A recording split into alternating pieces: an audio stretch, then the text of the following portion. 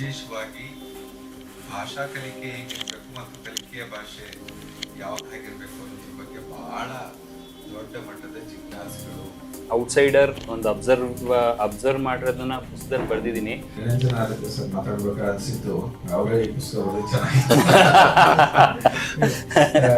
ಮಕ್ಕಳ ಕಲಿಕೆಗೂ ಕೂಡ ಎಷ್ಟು ಹಾನಿಕಾರಿ ಅಂತಕ್ಕಂಥದ್ದು ಇವತ್ತಿನ ನಮ್ಮ ಮುಂದೆ ಇರ್ತಕ್ಕಂಥ ಒಂದು ದೊಡ್ಡ ಸಮಸ್ಯೆ. ಪ್ರತಿಯೊಂದು ಹಳ್ಳಿನಲ್ಲಿ ಒಂದು ಶಾಲೆ ಇರಬೇಕು, ಎಲ್ಲ ಹತ್ರದಲ್ಲೇ ಇರಬೇಕು ಅನ್ನೋದು ಒಂದು 80s ತನಕ ಅದೇ ದಿಕ್ಕಿನಲ್ಲಿ ಹೋಗ್ತಾ ಇದ್ವಿ.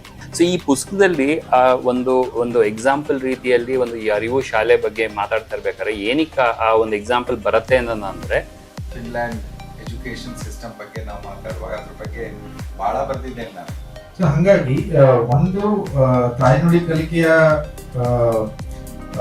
ಬೆನಿಫಿಷರಿ ನಾನು ಕೂಡ ಹೌದು. ಒಂದು ಏನು ಅಂದ್ರೆ ನಾವು ಈಗ ಸರ್ ಹೇಳ್ದಂಗೆ ಇದನ್ನ ನಾವು ಜಾಸ್ತಿ ಜನಕ್ಕೆ ತಲುಪಿಸ್ಬೇಕು. ಇವತ್ತಿನ ನಮ್ಮ ತಾಯ್ನುಡಿ ಕಲಿಕೆಯ ಪುಸ್ತಕ ಏನು ಮನೀಶ್ ಅವರು ಬರೆದಿದ್ದಾರೆ, ಬಟ್ ಎಲ್ಲರೂ ಸಹಿಸ್ಕೊಂಡು ಈ ಪುಸ್ತಕನ ಹೊರಗೆ ತಗೊಂಡಿದ್ದಾರೆ. ಇಡೀ ತಂಡಕ್ಕೆ ಥ್ಯಾಂಕ್ಸ್ ಹೇಳೋದಕ್ಕೆ ಇಷ್ಟಪಡ್ತೀನಿ. ವಿಶೇಷವಾಗಿ ಭಾಷಾ ಕಲಿಕೆ ಹೇಗಿರಬೇಕು ಮತ್ತು ಕಲಿಕೆಯ ಭಾಷೆ ಯಾವುದಾಗಿರ್ಬೇಕು ಅನ್ನೋದ್ರ ಬಗ್ಗೆ ಬಹಳ ದೊಡ್ಡ ಮಟ್ಟದ ಜಿಜ್ಞಾಸೆಗಳು, ಸಂದೇಹಗಳು, ಒಂದು ರೀತಿಯ ತಪ್ಪು ಕಲ್ಪನೆಗಳು ನಮ್ಮನ್ನ ಕಾಡ್ತಿದ್ದಾವೆ. ಅದು ಕೇವಲ ನೀತಿ ನಿರೂಪಕರು ಮಾತ್ರ ಅಲ್ಲ, ನ್ಯಾಯಾಂಗ, ಕಾರ್ಯಾಂಗ, ಶಾಸಕಾಂಗ ಅವರೆಲ್ಲರಿಗೂ ಕೂಡ ಈ ವಿಷಯದಲ್ಲಿ ಒಂದು ಸ್ಪಷ್ಟತೆ ಆಗಲಿ ಅಥವಾ ಆ ವಿಷಯದಲ್ಲಿ ನಡೆದಿರ್ತಕ್ಕಂಥ ಸಂಶೋಧನೆಗಳಾಗಲಿ ಅಥವಾ ಆ ವಿಷಯದ ಸುತ್ತ ಇಡೀ ಜಗತ್ತಿನಲ್ಲಿ ಏನಾಗ್ತಾ ಇದೆ, ಹೇಗೆ ಹೋಗ್ತಾ ಇದೆ, ಯಾವ ಕಡೆಗೆ ಹೋಗ್ತಾ ಇದೆ ಜಗತ್ತು ಅನ್ನೋದ್ರ ಬಗ್ಗೆ ಭಾಳ ಅತ್ಯಂತ ಕಡಿಮೆ ಏನೋ ಒಂದು ರೀತಿಯ ಅರಿವು. ಒಂದೊಂದು ರೀತಿನಲ್ಲಿ ಏನು ಇಲ್ಲ ಅಂತಲೇ ಹೇಳಬೇಕು. ನೀವು 2014ರಲ್ಲಿ ಭಾಷಾ ಮಾಧ್ಯಮಕ್ಕೆ ಸಂಬಂಧಪಟ್ಟಂತೆ ಸರ್ವೋಚ್ಚ ನ್ಯಾಯಾಲಯ ಕೊಟ್ಟಂಥ ತೀರ್ಪನ್ನು ನೋಡಿದ್ರೆ ಎಷ್ಟು ಹಾಸ್ಯಾಸ್ಪದವಾಗಿದೆ ಆ ತೀರ್ಪು ಅಂತ ಹೇಳಿದ್ರೆ, ಆ ವಿಷಯವನ್ನು ನೀವು ಪಾಲಕರಿಗೇನೆ ಬಿಟ್ಬಿಡ್ಬೇಕು ಅಂತ ಹೇಳೋದಿಲ್ಲ. ಅದು ನಿಜಕ್ಕೂ ಕೂಡ ಅಷ್ಟು ಒಂದು ರೀತಿ ಏನು ಏನೇನೂ ಅದರ ಬಗ್ಗೆ ತಿಳುವಳಿಕೆನೇ ಇಲ್ಲದೆ ಆ ರೀತಿಯ ಜಡ್ಜ್ಮೆಂಟ್ಗಳು ನಿಜವಾಗ್ಲೂ ಎಷ್ಟು ಬರೀ ಸಮಾಜಕ್ಕೆ ಮಾತ್ರ ಅಲ್ಲ, ಮಕ್ಕಳ ಕಲಿಕೆಗೂ ಕೂಡ ಎಷ್ಟು ಹಾನಿಕಾರಿ ಅಂತಕ್ಕಂಥದ್ದು ಇವತ್ತಿನ ನಮ್ಮ ಮುಂದೆ ಇರ್ತಕ್ಕಂಥ ಒಂದು ದೊಡ್ಡ ಸಮಸ್ಯೆ. ಸೊ ಈ ಸಂದರ್ಭದಲ್ಲಿ ವಿಶೇಷವಾಗಿ ಅವರು ತಮ್ಮ ಪುಸ್ತಕದಲ್ಲಿ 8 ಭಾಗಗಳನ್ನು ಮಾಡಿಕೊಂಡು 8 ಶಿರೋನಾಮೆ ಕೆಳಗಡೆ ತಾಯ್ನುಡಿ ಕಲಿಕೆ ಅಂದರೆ ಏನು ಮತ್ತು ಅದರ ಸಂದರ್ಭ ಹೇಗಿದೆ, ಅದು ಯಾಕೆ ಬೇಕು ಮತ್ತು ಅದನ್ನು ಹೇಳ್ತಾನೆ ಅದು ಕೇವಲ ಒಂದು ತಾತ್ವಿಕ ವಿಷಯ ಅಥವಾ ಸೈದ್ಧಾಂತಿಕ ವಿಷಯ ಮಾತ್ರ ಅಲ್ಲ, ಮತ್ತು ಅದು ಸಾಧಿಸಿರ್ತಕ್ಕಂಥ ಅನೇಕ ದೇಶಗಳು, ಅದರಲ್ಲೂ ವಿಶೇಷವಾಗಿ ಕೆಲವು ದೇಶಗಳೇನಿದ್ದಾವೆ. ಈಗ ಉದಾಹರಣೆಗೆ ಫಿನ್ಲ್ಯಾಂಡ್ ಎಜುಕೇಷನ್ ಸಿಸ್ಟಮ್ ಬಗ್ಗೆ ನಾವು ಮಾತಾಡುವಾಗ ಅದ್ರ ಬಗ್ಗೆ ಭಾಳ ಬರೆದಿದ್ದೇನೆ ನಾನು ಪತ್ರಿಕೆಗಳಲ್ಲಿ.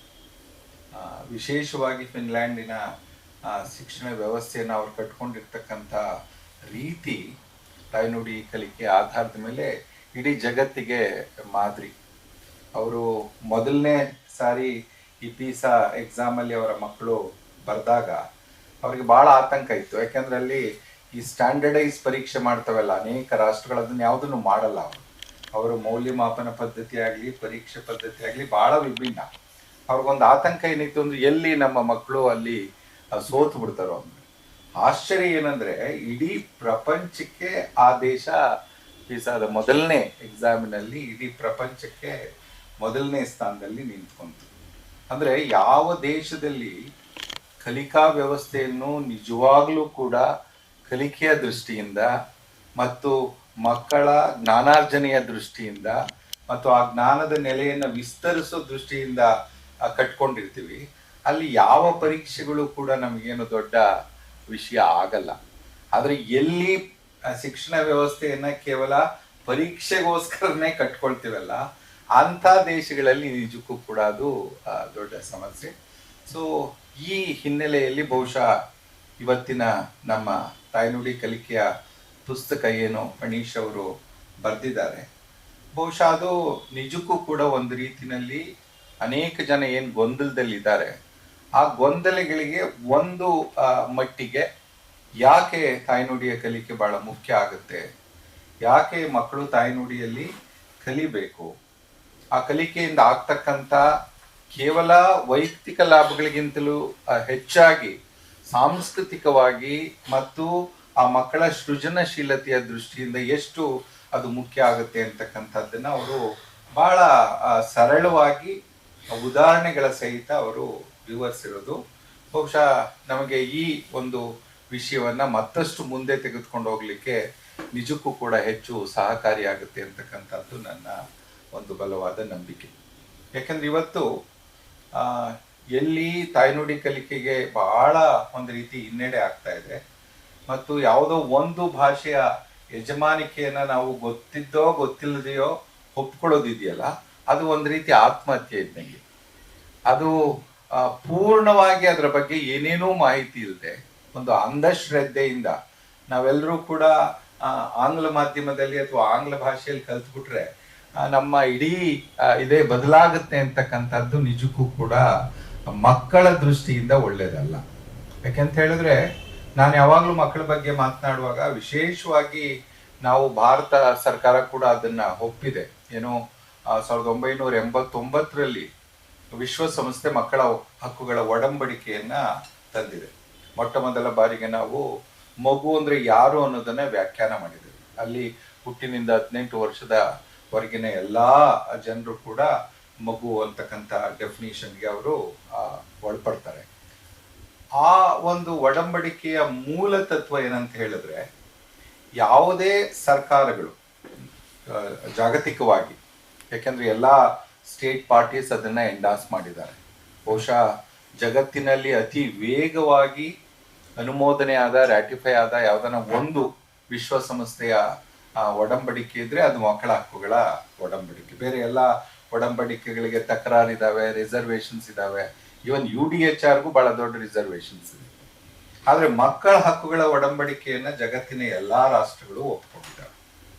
ಆ ಕಾರಣ ಏನಂದ್ರೆ ಇಡೀ ಒಡಂಬಡಿಕೆ ಒಂದ್ ರೀತಿ ಮಕ್ಕಳ ಸಂವಿಧಾನ ಇದ್ದಂಗೆ. ಆ ಒಡಂಬಡಿಕೆಯ ಮೂಲ ತತ್ವನೇ ಏನು ಅಂತ ಹೇಳಿದ್ರೆ, ಮಕ್ಕಳಿಗೆ ಸಂಬಂಧಪಟ್ಟಂತೆ ಯಾವುದೇ ತೀರ್ಮಾನಗಳನ್ನ ತೆಗೆದುಕೊಳ್ಳುವಾಗ ಅದು ಶಿಕ್ಷಣದ ವಿಷಯ ಇರ್ಬೋದು, ಅಥವಾ ಅವರ ಅಭಿವೃದ್ಧಿಯ ವಿಷಯ ಇರ್ಬೋದು, ಅಥವಾ ಅವರಿಗೆ ಸರಿಯಾದಂತ ರೀತಿನಲ್ಲಿ ಆರೈಕೆ, ಪೋಷಣೆ, ಪೌಷ್ಟಿಕಾಂಶ ಕೊಡ್ತಕ್ಕಂಥ ವಿಚಾರಗಳು ಏನೇ ಇದ್ರೂ ಕೂಡ ಮಗುವಿನ ಹಿತಾಸಕ್ತಿನೇ ಕೇಂದ್ರ ಬಿಂದು, the best interest of the child. ಅದನ್ನ ಗಮನದಲ್ಲಿ ಇಟ್ಕೊಂಡು ನಾವು ತೀರ್ಮಾನವನ್ನ ತೆಗೆದುಕೋಬೇಕು ಅಂತ ಅದೊಂದು ಗೈಡಿಂಗ್ ಪ್ರಿನ್ಸಿಪಲ್ ಆ ಒಂದು ಒಡಂಬಡಿಕೆನಲ್ಲಿ. ಅದಕ್ಕೆ ಭಾರತ ಕೂಡ 1992ರಲ್ಲಿ ಸಹಿ ಮಾಡಿದೆ. ಸಹಿ ಮಾಡಿರೋದು ಮಾತ್ರ ಅಲ್ಲ, ಪ್ರತಿ 5 ವರ್ಷಕ್ಕೊಮ್ಮೆ ಅದರಲ್ಲಿ ಇರ್ತಕ್ಕಂಥ ಮೂಲಭೂತವಾದಂಥ ಅಂಶಗಳನ್ನ ಹೇಗೆ ಜಾರಿ ಮಾಡ್ತೇವೆ ಅಂತಕ್ಕಂಥದ್ದನ್ನ ವಿಶ್ವಸಂಸ್ಥೆಗೆ ಲಿಖಿತ ವರದಿ ಮೂಲಕ ಕೊಡ್ಬೇಕು. ಅವರು ಅದನ್ನ ಜನರಲ್ ಕೌನ್ಸಿಲ್ ಅಲ್ಲಿ ಇಟ್ಟು ಚರ್ಚೆ ಮಾಡ್ತಾರೆ. ಸೊ ಇಷ್ಟು ಬಹಳ ಒಂದು ರೀತಿ ಸ್ಪಷ್ಟವಾಗಿ ಮಕ್ಕಳ ಆರೈಕೆ, ಬೆಳವಣಿಗೆ ಹೇಗಿರ್ಬೇಕು ಅಂತ ಆ ಕಾನೂನುಗಳು ಒಂದು ನಾರ್ಮೇಟಿವ್ ಫ್ರೇಮ್ವರ್ಕ್ ಹೇಳಿದ್ರು ಕೂಡ ನಮ್ಮ ರಾಜ್ಯದಲ್ಲಿ ಇರ್ಬೋದು ಅಥವಾ ನಮ್ಮ ದೇಶದಲ್ಲಿ ಇರ್ಬೋದು, ನಮ್ಮ ಬಹುತೇಕ ತೀರ್ಮಾನಗಳು ಅವರ ಹಿತಾಸಕ್ತಿಗೆ ವಿರುದ್ಧವಾಗಿ ಇದಾವೆ ಅಂತಕ್ಕಂಥದ್ದು ಬಹಳ ಒಂದು ಮುಖ್ಯವಾಗಿ ಎತ್ತಬೇಕಾದಂತ ಪ್ರಶ್ನೆ. ಯಾಕೆಂತ ಹೇಳಿದ್ರೆ ಏಜ್ ಅಪ್ರೋಪ್ರಿಯೇಟ್, ಗ್ರೇಡ್ ಅಪ್ರೋಪ್ರಿಯೇಟ್ ಶಿಕ್ಷಣ ಅಂತ ನಾವು ಹೇಳ್ತೇವೆ ಮಕ್ಕಳಿಗೆ. ಅಂದ್ರೆ ಅವರು ಒಂದು ವಯಸ್ಸಿಗೆ ಬರೋವರೆಗೂ ಕೂಡ ಅವರ ಬಗೆಗಿನ ತೀರ್ಮಾನಗಳನ್ನ ಪಾಲಕರು ಮಾಡ್ತೇವೆ. ಆ ಪಾಲಕರು ಮಾಡ್ತಕ್ಕಂಥ ತೀರ್ಮಾನಗಳು ಮಕ್ಕಳಿಗೆ ಅವರ ಬೆಳವಣಿಗೆಗೆ ಪೂರಕವಾಗಿರ್ಬೇಕು ಹೊರತು ಮಾರಕವಾಗಿರಬಾರ್ದು. ಆದ್ರೆ ಇವತ್ತು ಭಾರತದಲ್ಲಿ, ಕರ್ನಾಟಕದಲ್ಲಿ ನಾವೇನು ತೀರ್ಮಾನಗಳನ್ನ ಮಾಡ್ತಿದ್ದೇವೆ, ಉದಾಹರಣೆಗೆ ಕರ್ನಾಟಕ ರಾಜ್ಯ ಸರ್ಕಾರ ಈಗ ಎಲ್ಲಾ ಕನ್ನಡ ಶಾಲೆಗಳನ್ನ ಆಂಗ್ಲ ಮಾಧ್ಯಮ ಶಾಲೆ ಮಾಡ್ಲಿಕ್ಕೆ ಹೊರಟಿದೆ. ಆಲ್ಮೋಸ್ಟ್ ಯಾವ ಮಟ್ಟಕ್ಕೆ ಅವ್ರು ಹೋಗಿದ್ದಾರೆ ಅಂದ್ರೆ, ಯಾವ್ದಾದ್ರು ಮಗು ಆ ಶಾಲೆಗೆ ಹೋಗಿ ನಾನು ಕನ್ನಡ ಮಾಧ್ಯಮದಲ್ಲಿ ಕಲಿಬೇಕು ಅಂತ ಹೇಳಿದ್ರೆ ಅಲ್ಲಿ ಕನ್ನಡ ಮಾಧ್ಯಮ ಇಲ್ಲ. ಆ ಮಟ್ಟಕ್ಕೆ ನಾವು ಅದನ್ನ ಏನೋ ಒಂದು ರೀತಿ ಹಾಳು ಮಾಡಿದ್ದೇವೆ. ಸೊ ಇದು ಯಾರನ್ನ ಕೇಳಿ ತೀರ್ಮಾನ ಮಾಡಿದ್ರಿ? ಮಕ್ಕಳ ಹಿತಾಸಕ್ತಿ ಎಲ್ಲಿದೆ?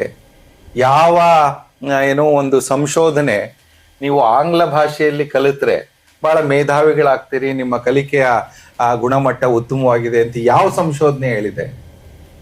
ನೀವು ಜಗತ್ತಿನ ಎಲ್ಲಾ ಸಂಶೋಧನೆಗಳನ್ನ ಬಹಳ ಸರಳೀಕರಿಸಿ ಹೇಳೋದಾದ್ರೆ, ಬಹಳ ಮುಖ್ಯವಾಗಿ ಸಂಶೋಧನೆಗಳು ನಡೆದಿರೋದು ಯುನೆಸ್ಕೋ ಹಂತದಲ್ಲಿ. ಬಹುತೇಕ ಎಲ್ಲಾ ರಾಷ್ಟ್ರಗಳಲ್ಲಿ ಅವರು ಮಲ್ಟಿಲಿಂಗ್ವಲ್ ಎಜುಕೇಶನ್ ಅನ್ನ ಬಗ್ಗೆ ಹೇಳ್ತಾರೆ. ಆಮೇಲೆ ತಾಯ್ನುಡಿ ಕಲಿಕೆಯ ಮಹತ್ವದ ಬಗ್ಗೆನೂ ಕೂಡ ಇನ್ನೊಂದು ಬಹಳ ಮುಖ್ಯವಾಗಿ ನಡೆದಿರ್ತಕ್ಕಂಥದ್ದು ಬ್ರಿಟಿಷ್ ಕೌನ್ಸಿಲ್, ಏನು ಆಂಗ್ಲ ಭಾಷೆಯನ್ನ ಪ್ರಧಾನವಾಗಿ ಹೇಳ್ಕೊಡ್ತಕ್ಕಂಥ ಒಂದು ದೊಡ್ಡ ಸಂಸ್ಥೆ ಇದೆ. ಅವರಷ್ಟು ಸಂಶೋಧನೆಗಳು ಹೇಳೋದೇನಂತ ಹೇಳಿದ್ರೆ, ನಮಗೆ ಈ ಭಾಷಾ ಕಲಿಕೆಯ ಬಗ್ಗೆ ಮತ್ತು ಕಲಿಕೆಯ ಭಾಷೆ ಯಾವುದಾಗಿರ್ಬೇಕು ಅನ್ನೋದ್ರ ಬಗ್ಗೆ ಬಹಳಷ್ಟು ಗೊಂದಲಗಳಿದ್ದಾವೆ. ಈಗ ಉದಾಹರಣೆಗೆ ನಮ್ಮ ಭಾರತದಲ್ಲಿ ಇರ್ತಕ್ಕಂಥ ದೊಡ್ಡ ಗೊಂದಲ ಏನಂದ್ರೆ, ಆದಷ್ಟು ಬೇಗ ಇಂಗ್ಲಿಷನ್ನ ಪ್ರಾರಂಭ ಮಾಡಿಬಿಟ್ರೆ ಮಕ್ಕಳು ಚೆನ್ನಾಗಿ ಇಂಗ್ಲಿಷ್ ಭಾಷೆಯನ್ನ ಕಲಿತಾರೆ. ಅದು ಒಂದು ದೊಡ್ಡ ಸುಳ್ಳು, ಅದು ಬಹಳ ದೊಡ್ಡ ಸುಳ್ಳು. ಯಾಕಂದ್ರೆ ಭಾಷಾ ತಜ್ಞರಾಗ್ಲಿ ಅಥವಾ ಭಾಷಾ ಕಲಿಕೆಯ ಮೂಲ ತತ್ವಗಳಾಗ್ಲಿ ಏನ್ ಹೇಳುತ್ತೆ ಅಂದ್ರೆ, ನೀನು ನಿನ್ನ ತಾಯ್ನುಡಿಯನ್ನ ಒಂದು ಪ್ರಭುತ್ವದ ಮಟ್ಟಕ್ಕೆ ಕಲಿದೆ ಹೋದ್ರೆ ನೀನು ಯಾವುದೇ ಎರಡನೇ ಭಾಷೆಯನ್ನ ಕಲೀಲಿಕ್ಕೆ ಸಾಧ್ಯ ಇಲ್ಲ. ಏನು L1 L2 ಅಂತ ಹೇಳ್ತೇವೆ, ಆ L2 ಯಾವುದೇ ಭಾಷೆ, ಅದು ಇಂಗ್ಲಿಷ್ ಇರ್ಬೋದು, ಸ್ಪ್ಯಾನಿಷ್ ಇರ್ಬೋದು, ಜರ್ಮನ್ ಯಾವುದೇ ಇರ್ಬೋದು, ಅಥವಾ ನಮ್ಮ ಭಾರತದ ತಮಿಳು, ಕನ್ನಡ ಯಾವುದೇ ಇರ್ಬೋದು. ಈ ಭಾಷೆಗಳನ್ನ ನೀನು ಕಲಿಬೇಕಾದ್ರೆ ನಿನ್ನ ತಾಯ್ನುಡಿ ಏನಿದೆ ಆ ಭಾಷೆಯನ್ನ ನೀನು ಒಂದು ಹಂತದವರೆಗಾದ್ರೂ ಕೂಡ ಪ್ರಭುತ್ವದ ಮಟ್ಟಕ್ಕೆ ಕಲಿಬೇಕು. ಯಾಕಂದ್ರೆ ನಿನ್ನ ಮೆದುಳಿನ ಪ್ರಕ್ರಿಯೆ ನಡೆಯೋದೇ ಆ ರೀತಿ, ಅದು ಸೈನ್ಸು. ನೀನು ಇನ್ನೊಂದು ಭಾಷೆಯ ಬಗ್ಗೆ ಆಲೋಚನೆ ಮಾಡೋದು ನಿನ್ನ ಭಾಷೆನಲ್ಲಿ. ನಿನ್ನ ಭಾಷೆಯನ್ನ ಪ್ರಭುತ್ವದ ಮಟ್ಟಕ್ಕೆ ಕಲಿದೆ ನೀನು ಯಾವುದೇ ಭಾಷೆಯನ್ನ ಕಲೀಲಿಕ್ಕೆ ಸಾಧ್ಯ ಇಲ್ಲ ಅಂತಕ್ಕಂಥ ಇದು ಸಂಶೋಧನೆಯಿಂದ ಏನೋ ನಿರೂಪಿಸಲ್ಪಟ್ಟಿರ್ತಕ್ಕಂಥ ಅಂಶ. ಸೊ ಹೀಗಿರುವಾಗ ನಾವು ಇಂಗ್ಲಿಷ್ ಮಾಧ್ಯಮದ ಮೂಲಕ ಅಥವಾ ಇಂಗ್ಲಿಷನ್ನ ಬಹಳ ಬೇಗ ಕಲಿಸ್ಬಿಟ್ರೆ ಮಕ್ಕಳು ಇಂಗ್ಲಿಷನ್ನ ಕಲ್ತ್ಕೋತಾರೆ, ಅಥವಾ ಇಂಗ್ಲಿಷ್ ಮಾಧ್ಯಮದಲ್ಲಿ ಹೋದ್ರೆ ಇಂಗ್ಲಿಷ್ ಬಂದ್ಬಿಡುತ್ತೆ, ಅಥವಾ ಅದು ಆದಷ್ಟು ಏನೋ ಬೇಗ ನಾವು ಪ್ರಾರಂಭ ಮಾಡಿಬಿಟ್ರೆ ಅದು, ಇವೆಲ್ಲವೂ ಕೂಡ ಸತ್ಯಕ್ಕಿಂತ ಸುಳ್ಳೇ ಜಾಸ್ತಿ. ಸೊ ಇದನ್ನ ಸಂಶೋಧನೆಗಳು ನಿರೂಪಿಸಿದಾವೆ. ಆದರೂ ಕೂಡ ಯಾಕೆ ನಾವು ಈ ರೀತಿಯ ತೀರ್ಮಾನವನ್ನ ತೆಗೆದುಕೊಳ್ತಾ ಇದ್ದೇವೆ, ಯಾಕೆ ಈ ಬಗೆಯ ತೀರ್ಮಾನಗಳನ್ನ ತೆಗೆದುಕೊಳ್ಳಿಕ್ಕೆ ಕಾರಣಗಳೇನು ಅನ್ನೋದನ್ನ ನೋಡುವಾಗ ನಾವೆಲ್ಲೋ ಒಂದು ಕಡೆ ನಮಗೆ ಗೊತ್ತಿದ್ದೋ ಗೊತ್ತಿಲ್ದೇನೋ ಒಂದು ಭಾಷೆಯ ಯಜಮಾನಿಕೆಗೆ ಒಂದು ರೀತಿ ಗುಲಾಮರಾಗ್ತಿರ್ತಕ್ಕಂಥ ಒಂದು ಆರ್ಥಿಕ ಸಾಮಾಜಿಕ ವ್ಯವಸ್ಥೆಯನ್ನ ನಾವು ಕಟ್ಕೊಂಡಿದ್ದೇವೆ. ದಿಸ್ ಈಸ್ ಒಂದು ರೀತಿನಲ್ಲಿ ಮ್ಯಾಕ್ರೋ ಇಶ್ಯೂ ಕೂಡ. ಯಾಕಂದ್ರೆ ಯಾವಾಗ್ಲೂ ಕೂಡ ಒಂದೇನು ಅರ್ಥ ಮಾಡ್ಕೋಬೇಕು ಅಂದ್ರೆ, ನಾವು ಯಾವುದೇ ದೇಶದ ಒಂದು ಶಿಕ್ಷಣ ವ್ಯವಸ್ಥೆ ಒಂದು ಉಪವ್ಯವಸ್ಥೆ ಆಗಿರುತ್ತೆ ಹೊರತು ಅದೇ ವ್ಯವಸ್ಥೆ ಆಗಿರಲ್ಲ. ಅಲ್ಲಿನ ರಾಜಕೀಯ, ಅಲ್ಲಿನ ಆರ್ಥಿಕ, ಸಾಂಸ್ಕೃತಿಕ ವಿಚಾರಗಳು ಅಲ್ಲಿನ ಶಿಕ್ಷಣ ವ್ಯವಸ್ಥೆಯನ್ನ ರೂಪಿಸ್ತವೆ. ಈಗ ಯಾವ 10 ದೇಶಗಳನ್ನ ಪನೀಶ್ ಅವರು ಬಹಳ ಸ್ಟ್ರಾಂಗ್ ಆಗಿ ಉದಾಹರಣೆ ಹಾಕೊಟ್ಟಿದಾರೋ, ಅಲ್ಲಿ ಅವರು ತಮ್ಮ ನಾಡನ್ನ, ತಮ್ಮ ಕಲಿಕಾ ವ್ಯವಸ್ಥೆಯನ್ನ ಕಟ್ಕೊಳ್ತಕ್ಕಂಥ ಮೂಲಭೂತವಾದ ಆಲೋಚನೆ ಹುಟ್ಟಿರೋದೇ ಒಂದು ರಾಜಕೀಯ ಶಕ್ತಿಯಿಂದ. ನಾವು ಮಾಡ್ಬೇಕದನ್ನ, ಇದು ನಾವು ಮಾಡಬೇಕಾದಂಥ ಕೆಲಸ ಅಂತ. ಆದ್ರೆ ನಮ್ಮಲ್ಲಿ ಆ ಒಂದು ಇಚ್ಛಾಶಕ್ತಿಯ ಕೊರತೆ ಎದ್ದು ಕಾಣಿಸುತ್ತೆ. ನಾವು ಸ್ವಂತಿಕೆಯಿಂದ ಯೋಚನೆ ಮಾಡೋದಕ್ಕಿಂತಲೂ ಹೆಚ್ಚಾಗಿ ಅನುಕರಣೆಯನ್ನ ಹೆಚ್ಚು ಮಾಡ್ತಾ ಇದ್ದೇವೆ. ಈಗ ನೋಡಿ, ಕರ್ನಾಟಕ ಸರ್ಕಾರದ ಈ ತೀರ್ಮಾನ ಯಾವ ರೀತಿ ಬಂದಿದೆ ಅಂತ ಹೇಳಿದ್ರೆ, ಈಗ ಎಲ್ಲಾ ಮಕ್ಕಳು ಖಾಸಗಿ ಶಾಲೆಗಳಲ್ಲಿ ಆಂಗ್ಲ ಮಾಧ್ಯಮಕ್ಕೆ ಹೋಗ್ತಾ ಇದ್ದಾರೆ. ನಾವು ಆಂಗ್ಲ ಮಾಧ್ಯಮ ತೆಗೆದ್ಬಿಟ್ರೆ ಆ ಮಕ್ಕಳೆಲ್ಲ ನಮ್ಮ ಶಾಲೆಗೆ ಬರ್ತಾರೆ. ಆ ಆಲೋಚನೆನೇ ಬಹಳ ಅತ್ಯಂತ ಅವೈಜ್ಞಾನಿಕವಾದಂಥ ಆಲೋಚನೆ. ಮೂಲಭೂತವಾಗಿ ನಾವು ಪ್ರಶ್ನೆ ಏನು ಕೇಳ್ಕೋಬೇಕಾಗಿತ್ತು ಅಂದ್ರೆ, ಯಾಕೆ ಬಹುತೇಕ ಮಕ್ಕಳು ನಮ್ಮ ಶಾಲೆಗಳಿಗೆ ಬರ್ತಿಲ್ಲ, ಅಲ್ಲಿರ್ತಕ್ಕಂಥ ಕೊರತೆಗಳೇನು? ನಾನು ನೆನ್ನೆ ಕೂಡ ಪ್ರಜಾವಾಣಿನಲ್ಲಿ ಒಂದು ಲೇಖನ ಬರೆದಿದ್ದೆ. ನಮ್ಮ ಸರ್ಕಾರಿ ಶಾಲೆಗಳ ಸ್ಥಿತಿ ಹೇಗಿದೆ ಅಂದ್ರೆ, ಹತ್ತತ್ರ 62,000 ಶಿಕ್ಷಕರ ಹುದ್ದೆಗಳು ಖಾಲಿ ಇದ್ದಾವೆ. ಬಹುತೇಕ ಶಾಲೆಗಳಲ್ಲಿ ನಾವೇನಂತೇವೆ ಶೂನ್ಯ ಶಿಕ್ಷಕರು. ಅಂದ್ರೆ ಅಲ್ಲಿ ಒಬ್ಬ ಪರ್ಮನೆಂಟ್ ಟೀಚರ್ ಅಂತ ನಮ್ಮ ಕಾನ್ಸೆಪ್ಟ್ ಏನಿದೆ ಅವ್ರಿಲ್ಲ. ಅಲ್ಲಿ ಯಾರೋ ಒಬ್ಬ ಅತಿಥಿ ಶಿಕ್ಷಕನೋ ಏನೋ ಇರ್ತಾನೆ. ಆಕಸ್ಮಿಕವಾಗಿ ಅವನ ಅತಿಥಿ ಶಿಕ್ಷಕ ಅಥವಾ ಇರ್ತಕ್ಕಂಥ ಕಾಯಂ ಶಿಕ್ಷಕ ರಜೆ ಹಾಕಿದ್ರೆ ಆ ಶಾಲೆನ ಮುಚ್ಚಬೇಕಾಗತ್ತೆ. ಸೊ ಇಂಥ ಒಂದು ಶಾಲೆಯ ಬಗ್ಗೆ ಸಾರ್ವಜನಿಕರು ಯಾವ ರೀತಿಯ ಭರವಸೆಯನ್ನ ಇಟ್ಕೊಳ್ಳಿಕ್ಕೆ ಸಾಧ್ಯ? ಅದಕ್ಕೆ ನಾನು ಹೇಳಿದ್ದೆ, ಚಾಮ್ಸ್ಕಿ ಅವರು ಒಂದು ಮಾತು ಹೇಳ್ತಾರೆ, ವಿಶೇಷವಾಗಿ ಜಾಗತೀಕರಣದ ಸಂದರ್ಭದಲ್ಲಿ ನೀನು ಸಾರ್ವಜನಿಕ ವ್ಯವಸ್ಥೆಯನ್ನ ಹಾಳು ಮಾಡಬೇಕು ಅಂದ್ರೆ 3 ದಾರಿಗಳನ್ನ ಅನುಸರಿಸು ಸಾಕು ನೀನು. ಒಂದು, ಸಾರ್ವಜನಿಕ ಸಂಸ್ಥೆಗಳಿಗೆ ಏನು ನಾವು ಸಂಪನ್ಮೂಲಗಳನ್ನ ಕೊಡ್ತಿದ್ದೇವೆ ಅದನ್ನ ಕ್ರಮೇಣವಾಗಿ ಕಡಿಮೆ ಮಾಡು. ಸೊ ಅದನ್ನ ಕ್ರಮೇಣವಾಗಿ ಕಡಿಮೆ ಮಾಡಿದ್ರೆ ಅಲ್ಲಿನ ಸೌಲಭ್ಯಗಳು ಸಂಪೂರ್ಣವಾಗಿ ಕಡಿಮೆ ಆಗ್ತಾ ಹೋಗ್ತವೆ. ಯಾವಾಗ ಅದು ಕಡಿಮೆ ಆಗ್ತಾ ಹೋಗುತ್ತೆ, ಜನರಿಗೆ ಆ ಸಂಸ್ಥೆಯ ಬಗ್ಗೆ ಇದ್ದಿದ್ದ ನಂಬಿಕೆ ಕಡಿಮೆ ಆಗ್ತಾ ಹೋಗುತ್ತೆ. ಅಲ್ಲಿಂದ ಅವರು ವಿತ್ಡ್ರಾ ಆಗ್ತಾರೆ, ಅಲ್ಲಿಂದ ಹಿಂದಕ್ಕೆ ಮಾಡ್ತಾರೆ. ಅಂತ ಸಂದರ್ಭದಲ್ಲಿ ನೀನು ಆ ವಿಷಯವನ್ನ ಖಾಸಗೀಕರಣ ಮಾಡಲಿಕ್ಕೆ ಅಥವಾ ಅದನ್ನ ಬೇರೆ ರೀತಿಯಲ್ಲಿ ತೆಗೆದುಕೊಂಡು ಹೋಗ್ಲಿಕ್ಕೆ ಸಾಧ್ಯ ಆಗುತ್ತೆ. ಸೊ ಅದನ್ನ ಬಹುತೇಕ ಎಲ್ಲಾ ಸರ್ಕಾರಗಳು ಕೂಡ ಅದನ್ನ ಬಹಳ ಅಚ್ಚುಕಟ್ಟಾಗಿ ಅನುಸರಿಸ್ತಾ ಇದ್ದಾವೆ. ಅದರಲ್ಲೂ ವಿಶೇಷವಾಗಿ ಯಾವಾಗ ಈಗ ಬಂಡವಾಳಶಾಹಿ ವ್ಯವಸ್ಥೆ ತನ್ನ ಮುಂದಿನ ಘಟ್ಟಕ್ಕೆ ಹೋಗಿದೆಯಲ್ಲ, ನಾವು ಕ್ರೋನಿ ಕ್ಯಾಪಿಟಲಿಸಮ್ ಅಂತ ಏನು ಕರಿತೇವೆ, ಅದನ್ನ ನುಂಗು ಬಂಡವಾಳಶಾಹಿ ಅಂತ ದೇವನೂರು ಮಹಾದೇವ ಕರೆದ್ರು. ಅದರ ಒಂದು ವಿಶೇಷತೆ ಏನಂತ ಹೇಳಿದ್ರೆ, ಬಂಡವಾಳಶಾಹಿ ವ್ಯವಸ್ಥೆನಲ್ಲಾದ್ರೂ ಕೂಡ ಶಾಸಕಾಂಗಕ್ಕೆ ಮತ್ತು ಆ ವ್ಯವಸ್ಥೆಗೆ ಒಂದು ದೂರ ಇರುತ್ತೆ. ನೀವು ಅಟ್ಲೀಸ್ಟ್ ಆ ಪ್ರಶ್ನೆಗಳನ್ನು ಎತ್ತಿ ಬಗೆಹರಿಸ್ಕೋಬಹುದು. ಇಲ್ಲಿ ಈ ಕ್ರೋನಿ ಕ್ಯಾಪಿಟಲಿಸಮ್ ಅಲ್ಲಿ ಏನಿರುತ್ತೆ ಅಂದ್ರೆ, ಉದ್ಯಮಿಗಳೇ ಸರ್ಕಾರದಲ್ಲಿ ಇರ್ತಾರೆ. ಈಗ ಕರ್ನಾಟಕದಲ್ಲಿ ನಾವು ಇಷ್ಟು ಒತ್ತಾಯ ಮಾಡ್ತಿದ್ದೇವೆ, ಸರ್ಕಾರಿ ಕನ್ನಡ ಶಾಲೆಗಳು ಗಟ್ಟಿಯಾಗಬೇಕು, ಕನ್ನಡ ಮಾಧ್ಯಮ ಗಟ್ಟಿಯಾಗಬೇಕು. ಕನ್ನಡ ಮಾಧ್ಯಮ ಗಟ್ಟಿಯಾಗೋದು ಮಾತ್ರ ಅಲ್ಲ, ಉನ್ನತ ಶಿಕ್ಷಣದವರೆಗೂ ಕೂಡ ಕನ್ನಡ ಮಾಧ್ಯಮವನ್ನ ನಾವು ಮುಂದುವರಿಸಬೇಕು. ಆ ರೀತಿಯಲ್ಲಿ ನಾವು ಅದನ್ನ ಕಟ್ಕೋಬೇಕು. ಅದಕ್ಕೆ ಬೇಕಾದಂಥ ಭಾಷಾಂತರಗಳೀಗ ಸಾಮಾನ್ಯವಾಗಿ ಬರೋ ಒಂದು ಕಂಪ್ಲೇಂಟ್ ಏನಂತ ಹೇಳಿದ್ರೆ, ನಾನು ಇಂಜಿನಿಯರಿಂಗೋ ಮೆಡಿಕಲ್ಲೋ ಅಥವಾ ಬೇರೆ ಓದ್ಬೇಕಾದ್ರೆ ಎಲ್ಲಿದೆ ಪುಸ್ತಕಗಳು ಕನ್ನಡದಲ್ಲಿ ಅಂತ. ಆದ್ರೆ ಯಾರು ಬೇಡ ಅಂತಾರೆ, ನೀವು ಪುಸ್ತಕಗಳನ್ನ ಕನ್ನಡದಲ್ಲಿ ಮಾಡ್ಕೋಬೇಡಿ. ಇಲ್ಲಿವರೆಗೂ ನಾವು ಇಷ್ಟು ವರ್ಷಗಳ ಕಾಲ ಕರ್ನಾಟಕದಲ್ಲಿ ಒಂದು ಅತ್ಯುತ್ತಮವಾದಂಥ ಟ್ರಾನ್ಸ್ಲೇಷನ್, ಬೇರೆ ಎಲ್ಲಾ ಜ್ಞಾನ ಸಂಪತ್ತನ್ನ ನಮ್ಮ ಭಾಷೆಗೆ ತರ್ಜುಮೆ ಮಾಡ್ತಕ್ಕಂಥ ಒಂದು ವ್ಯವಸ್ಥೆಯನ್ನ ನಾವು ಕಟ್ಕೊಂಡಿಲ್ಲ ಇಲ್ಲಿವರೆಗೂ. ನಾವು ಅದಕ್ಕೆ ನಿರ್ದಿಷ್ಟವಾದಂತಹ ಹಣವನ್ನ ಹೂಡಿಕೆ ಮಾಡೋದಾಗ್ಲಿ, ಆ ರೀತಿಯ ಜನರನ್ನ ಅಲ್ಲಿ ತರೋದಾಗ್ಲಿ, ಯಾವ ಕೆಲಸಗಳನ್ನು ಕೂಡ ಮಾಡಿಲ್ಲ. ನಿಮ್ಗೆ ನೋಡ್ಬೇಕು, ನಮ್ಮ 8, 9, 10ನೇ ತರಗತಿನಲ್ಲಿ ನಾವು ಕನ್ನಡ ವಿಜ್ಞಾನ ಗಣಿತ ಪುಸ್ತಕದಲ್ಲಿ ಉಪಯೋಗಿಸ್ತಕ್ಕಂಥ ಎಷ್ಟೋ ಪದಗಳು ನಮ್ಮ ಮಕ್ಳಿಗೆ ಅದೇನು ಅರ್ಥನೇ ಆಗಲ್ಲ.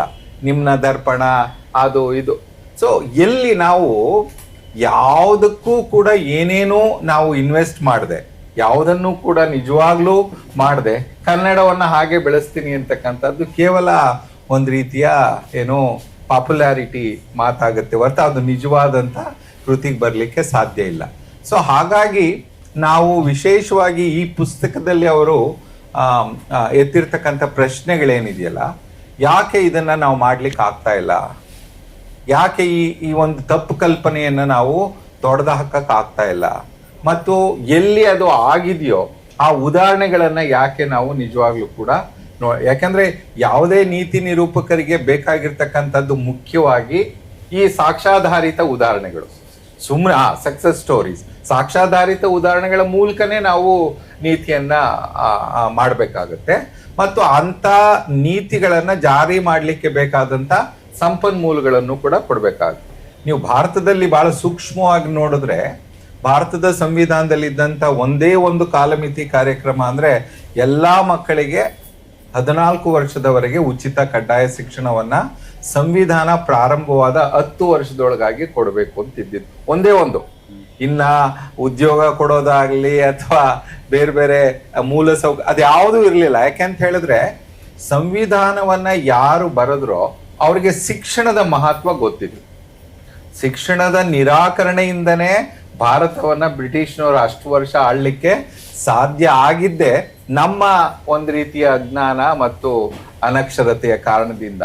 ಹಾಗಾಗಿ ಶಿಕ್ಷಣ ಒಂದು ರೀತಿ ಬೇರೆ ಎಲ್ಲಾ ಅಭಿವೃದ್ಧಿಗಳಿಗೆ, ಆರ್ಥಿಕ, ರಾಜಕೀಯ, ಅದಕ್ಕೆ ಒಂದು ಬುನಾದಿ. ಅದಕ್ಕೇನೆ 1964ರಲ್ಲಿ ನಮ್ಮ ದೇಶದ ಕತೆ ಹೇಗೆ ಗೊತ್ತೇನೋ, ನಾವು ಸ್ವಾತಂತ್ರ್ಯ ಬಂದ ತಕ್ಷಣ ಪ್ರಾಥಮಿಕ ಶಿಕ್ಷಣದ ಬಗ್ಗೆ ಯೋಚನೆ ಮಾಡಿದವರಲ್ಲ. ನಾವು ಸ್ವಾತಂತ್ರ್ಯ ಬಂದ ತಕ್ಷಣ ಯೋಚನೆ ಮಾಡಿದ್ದು ಯೂನಿವರ್ಸಿಟಿ ಎಜುಕೇಷನ್. ಮೊದಲು ನಾವು ಆಯೋಗ ಮಾಡಿದ್ದು ಯೂನಿವರ್ಸಿಟಿ ಎಜುಕೇಷನ್ ಕಮಿಷನ್ 1948 ರಾಧಾಕೃಷ್ಣನ್ ಅವರ ನೇತೃತ್ವದಲ್ಲಿ. ಆಮೇಲೆ ನಂತರ ಮಾಡಿದ್ದು 1953ರಲ್ಲಿ ಮತ್ತೆ ಪ್ರೌಢ ಶಿಕ್ಷಣದ್ದು, ಪ್ರಾಥಮಿಕ ಶಿಕ್ಷಣದ್ದಲ್ಲ. ಪ್ರಾಥಮಿಕ ಶಿಕ್ಷಣದ ಬಗ್ಗೆ ನಮ್ಗೆ ಆಲೋಚನೆ ಮಾಡಿದ್ದು ಯಾವಾಗ ಅಂತ ಹೇಳಿದ್ರೆ, ಯಾವಾಗ ನಾವು ಸಾರ್ವತ್ರೀಕರಣವನ್ನ ಕನಿಷ್ಠ ಮುಂದಕ್ಕೆ ತೆಗೆದುಕೊಂಡು ಹೋಗ್ಲಿಕ್ಕೆ ಆಗ್ತಾ ಇಲ್ಲ, ಯಾಕೆ ಇದು ಕಾರಣ, ಯಾಕೆ ಒಂದು ಕಲಿಕಾ ವ್ಯವಸ್ಥೆಯನ್ನ ರಾಷ್ಟ್ರೀಯ ಮಟ್ಟದಲ್ಲಿ ನಾವು ಒಂದು ರಾಷ್ಟ್ರೀಯ ಶಿಕ್ಷಣ ವ್ಯವಸ್ಥೆಯನ್ನ ಕಟ್ಕೊಳ್ಲಿಕ್ಕೆ ಆಗ್ತಿಲ್ಲ ಅನ್ನೋದು ಹೆಚ್ಚು ಒಂದು ರೀತಿಯ ಗೊಂದಲ ಆದಾಗ ನಾವು ಶಿಕ್ಷಣ ಆಯೋಗವನ್ನ ಮಾಡಿದ್ವಿ 1964ರಲ್ಲಿ. ಅದು ಕೊಥಾರಿ ಅದರ ಅಧ್ಯಕ್ಷತೆ ವಹಿಸಿದ್ರಿಂದ ಅದನ್ನ ಎಲ್ಲರೂ ಕೊಥಾರಿ ಆಯೋಗ ಅಂತ ಕರೀತಾರೆ. ಬಹುಶಃ ಭಾರತದ ಶೈಕ್ಷಣಿಕ ಇತಿಹಾಸದಲ್ಲಿ ಕೊಥಾರಿ ಆಯೋಗ ಒಂದು ರೀತಿ ಏನು ಇವತ್ತಿಗೂ ಕೂಡ ಅದು ಶಿಕ್ಷಣದ ವಿಚಾರಗಳಲ್ಲಿ ಒಂದು ಬೈಬಲ್ ಅಂತೆ, ಒಂದು ಬೆಂಚ್ ಮಾರ್ಕ್. ಅವರು ಮೂಲ ತತ್ವಗಳನ್ನ ಹೇಳ್ತಾರೆ. ಅವರು ಸುಮಾರು 2.5 ವರ್ಷಗಳ ಕಾಲ ಸತತವಾಗಿ ಅಧ್ಯಯನ ಮಾಡ್ತಾರೆ. ಹೇಗೆ ಪಣೀಶು ಬೇರೆ ಬೇರೆ ದೇಶಗಳನ್ನ ನೋಡಿದಾರೋ, ಅವರು ಅದೇ ರೀತಿ ಬೇರೆ ಬೇರೆ ದೇಶದ ಆ ಕಾಲಘಟ್ಟದ ಪ್ರಯೋಗಗಳನ್ನ ನೋಡಿದ್ದಾರೆ. ಮತ್ತು ಅನೇಕ ದೇಶಗಳ ಪ್ರತಿನಿಧಿಗಳು ಆ ಆಯೋಗದಲ್ಲಿದ್ರು. ಬೇರೆ ಬೇರೆ ದೇಶದ ಪ್ರತಿನಿಧಿಗಳು ಯಾವ್ದಾದ್ರು ಆಯೋಗದಲ್ಲಿದ್ರೆ ಅದು ಕೊಥಾರಿ ಆಯೋಗ, ಬೇರೆ ಬೇರೆ ದೇಶಗಳಿಂದ. ಸೊ ಅವರ ಎಲ್ಲಾ ಅನುಭವಗಳನ್ನ ತೆಗೆದುಕೊಂಡು ಅವರು 2.5 ವರ್ಷಗಳ ಕಾಲ ಸತತವಾಗಿ ಅಧ್ಯಯನ ಮಾಡಿ 4 ಸಂಪುಟಗಳಲ್ಲಿ ಅವರು ವರದಿಯನ್ನ ಕೊಡ್ತಾರೆ. ಆಶ್ಚರ್ಯ ಏನಂದ್ರೆ, ಆ ವರದಿಗೆ ಅವರು ಶಿಕ್ಷಣ ಆಯೋಗ ವರದಿ ಅಂತ ಕರೆಯಲೇ ಇಲ್ಲ. ಅದಕ್ಕೆ ಅವರು ರಾಷ್ಟ್ರೀಯ ಅಭಿವೃದ್ಧಿಯ ವರದಿ ಅಂತ, ನ್ಯಾಷನಲ್ ಡೆವಲಪ್ಮೆಂಟ್ ರಿಪೋರ್ಟ್. ನೋಡಿ, ಅದು ಮುಂಗಾಣಿಕೆ ಅಂತ ಹೇಳೋದು ನಾನು ಅದನ್ನೇ, ರಾಷ್ಟ್ರೀಯ ಅಭಿವೃದ್ಧಿ. ಯಾಕಂದ್ರೆ ಶಿಕ್ಷಣಕ್ಕೂ ರಾಷ್ಟ್ರೀಯ ಅಭಿವೃದ್ಧಿಗೂ, ಈಗ ಕನ್ನಡ ನಾಡಿಗೂ ಕನ್ನಡ ನಾಡಿನ ಕಲಿಕಾ ವ್ಯವಸ್ಥೆಗೂ ಸಂಬಂಧ ಇಲ್ವಾ? ಕನ್ನಡ ನಾಡು ನಿಜವಾಗ್ಲೂ ಕನ್ನಡ, ಕನ್ನಡಿಗ, ಕರ್ನಾಟಕದ ಒಂದು ಸಮಗ್ರ ಅಭಿವೃದ್ಧಿಯನ್ನ ಕಟ್ಕೋಬೇಕು ಅಂದ್ರೆ ನೀವೊಂದು ಕಲಿಕಾ ವ್ಯವಸ್ಥೆಯ ಮೂಲಕ ಮಾತ್ರ ಕಟ್ಕೊಳ್ಳಿಕ್ ಸಾಧ್ಯ. ಬೇರೆ ಇನ್ಯಾವ ಮಾರ್ಗ ಇಲ್ಲ, ಬೇರೆ ಇನ್ಯಾವ ಮಾರ್ಗನೂ ಇಲ್ಲ. ಅದಕ್ಕೇನೆ ಕೊಥಾರಿ ಆಯೋಗ ಆ 4 ಸಂಪುಟಗಳ ವರದಿಯನ್ನ ಬರೆಯುವಾಗ ಮೊದಲನೇ ಸಂಪುಟದ ಮೊದಲನೇ ವಾಕ್ಯ ಏನ್ ಬರೀತಾರೆ ಗೊತ್ತಾ? ಅವರು ಬಹಳ ಒಂಥರ ರೋಮಾಂಚನ. ಇವತ್ತು ಕೂಡ ಆ ರಿಪೋರ್ಟ್ ಅನ್ನ ನಾನು ಅನೇಕ ಸಂದರ್ಭಗಳಲ್ಲಿ ನನಗೆ ಕೆಲವು ಸಂದೇಹಗಳು ಬಂದಾಗ ಆ ಭಾಗಗಳನ್ನ ತೆಗೆದು ನೋಡ್ತೇನೆ. ಅವರು ಬರೀತಾರೆ, the destiny of the nation is being shaped in our class room ಅಂತ. ಈ ದೇಶದ ಭವಿಷ್ಯ ಆಕೆಯ ತರಗತಿಗಳಲ್ಲಿ ರೂಪಿತವಾಗುತ್ತೆ. ಅದು ಎಷ್ಟು ವೆಲ್ ಥಾಟ್ ಅಂಡ್ ಒಂದು ಮುಂಗಾಣಿಕೆ ಇರ್ತಕ್ಕಂಥ ನಿಜವಾದ ಸತ್ಯ ಅದು. ನೀವು ಜಗತ್ತಲ್ಲಿ ಅವರು ಮೆನ್ಷನ್ ಮಾಡಿದ್ದಾರೆ, ಯಾವುದೇ ಒಂದು ದೇಶ ಪ್ರಗತಿ ಹೊಂದಿದೆ, ಅಲ್ಲಿ ಸಾಧನೆ ಆಗಿದೆ ಅಂದ್ರೆ ಆ ದೇಶದ ಕಲಿಕಾ ವ್ಯವಸ್ಥೆ ಅವರ ಭಾಷೆನಲ್ಲಿದೆ. ನಿಮಗೆ ಫಿನ್ಲ್ಯಾಂಡ್ ಬಗ್ಗೆ ಇನ್ನೊಂದು ಸಂತೋಷದ ಸಂಗತಿ ಏನಂದ್ರೆ, ಅವರು ಆ ದೇಶದ ಒಂದು ಅಭಿವೃದ್ಧಿಯನ್ನ ಅಳತೆ ಮಾಡೋದು ಈ ತಲಾ ಆದಾಯ ಎಷ್ಟು ಅವೆಲ್ಲ ಅಲ್ಲ, ಎಷ್ಟು ಸಂತೋಷವಾಗಿದ್ದಾರೆ ಜನ, ಹ್ಯಾಪಿನೆಸ್ ಇಂಡೆಕ್ಸ್. ಈಗ ಭೂತಾನ್ ಅದನ್ನ ಮಾಡಿದೆ. ನಮ್ಮ ದೆಹಲಿಯ ಶಿಕ್ಷಣ ಇಲಾಖೆ ಸ್ವಲ್ಪ ಮಟ್ಟಿಗೆ ಅವ್ರು ಅಲ್ಲಿಗೆಲ್ಲ ಟ್ರೈನಿಂಗ್ ಕಳಿಸಿದ್ರು. ದೆಹಲಿಯ ಶಿಕ್ಷಣ ಸುಧಾರಣೆಗಳು ಪ್ರಾರಂಭ ಆದಾಗ ಟೀಚರ್ಸ್ ಸುಮಾರು ಜನ ಫಿನ್ಲ್ಯಾಂಡ್ಗೆ ಹೋಗಿದ್ರು. ಫಿನ್ಲ್ಯಾಂಡ್ಗೆ ಹೋಗಿ ತರಬೇತಿಯನ್ನ. ಇದು ಯಾಕೆ ಮುಖ್ಯ ಆಗುತ್ತೆ ಅಂದ್ರೆ, ಶಿಕ್ಷಣದ ಮೂಲ ಉದ್ದೇಶನೇ ಮನುಷ್ಯನ ಸಂತೋಷ. ನಾನು ಹೇಗೆ ಸಂತೋಷವಾಗಿ ಬದುಕಬಲ್ಲೆ, ಮತ್ತೆ ಬೇರೆಯವ್ರನ್ನು ಕೂಡ ಹೇಗೆ ಸಂತೋಷವಾಗಿ ಬದುಕಲಿಕ್ಕೆ ನಾನು ಸಹಕಾರಿ ಆಗಬಲ್ಲನೇ ಅನ್ನೋದೇ ಶಿಕ್ಷಣದ ಉದ್ದೇಶ. ಸಾಕ್ಷರತೆ ಅಲ್ಲ, ಸಾಕ್ಷರತೆ ಒಂದು ಸಣ್ಣ ಭಾಗ. ಅಥವಾ ಶಿಕ್ಷಣದ ಉದ್ದೇಶ ನನ್ನ ಪ್ಯಾಕೇಜ್ ಏನು ಅನ್ನೋದು ಅಲ್ಲ, ಅದು ಕೂಡ ಒಂದು ಸಣ್ಣ ಭಾಗ. ಶಿಕ್ಷಣದ ಮೂಲ ಉದ್ದೇಶ, ಸ್ವಾಮಿ ವಿವೇಕಾನಂದ ಅವರು ಹೇಳ್ತಾರೆ, education is the manifestation of divine which is already existing in the man. ಅವನ ಒಳಗಡೆ ಅಂತರ್ಗತ ಆಗಿರ್ತಕ್ಕಂಥ ಇದನ್ನ ಹೊರತೆಗಿತಕ್ಕಂಥದ್ದೇ ಶಿಕ್ಷಣ. ನಾವು ಏನು ಮಾಡ್ತಾ ಇದ್ದೇವೆ? ಈ ಕರ್ನಾಟಕದ ಮಾದರಿ ನೋಡ್ಬೇಕೀಗ. ಇವರು ಎಂಥ ಮೂರ್ಖರಿದ್ದಾರೆ ಅಂದರೆ, ಈಗ 26,780 ಶಾಲೆಗಳನ್ನ ಮುಚ್ಚಕ್ಕೆ ಹೊರಟಿದ್ದಾರೆ. 26,780 KPS ಅಂತ ಮಾಡ್ತಾರಂತೆ. ಇದು ಹೇಗಿದೆ ಅಂದರೆ, ಚಂದ್ರಲೋಕದ ಕರ್ಕೊಂಡು ಹೋಗ್ತೀನಿ ಇಂಥ ಮಕ್ಕಳನ್ನ ಕೊಂದು ಸ್ವರ್ಗಕ್ಕೆ ಕರ್ಕೊಂಡು ಹೋದಂಗಿದೆ. ಪಣೀಶ್ ಅವರು ಹೇಳೋದು ಒಂದು ಬಹಳ ಮುಖ್ಯವಾದ ಮಾತೇನಂದ್ರೆ, ಪ್ರಾರಂಭದ ಕಲಿಕೆ ಬರೀ ಶಾಲೆಯಲ್ಲಿ ನಡೆಯಲ್ಲ, ಅಲ್ಲಿನ ತಕ್ಷಣದ ಕುಟುಂಬ, ಸಾಮಾಜಿಕ ಪರಿಸರ. ನೀವು ಆ ಮಕ್ಕಳನ್ನ ಒಕ್ಲೆಬ್ಬಿಸ್ತಾ ಇದ್ದೀರಿ. ಕ್ರೌರ್ಯ ಅದು.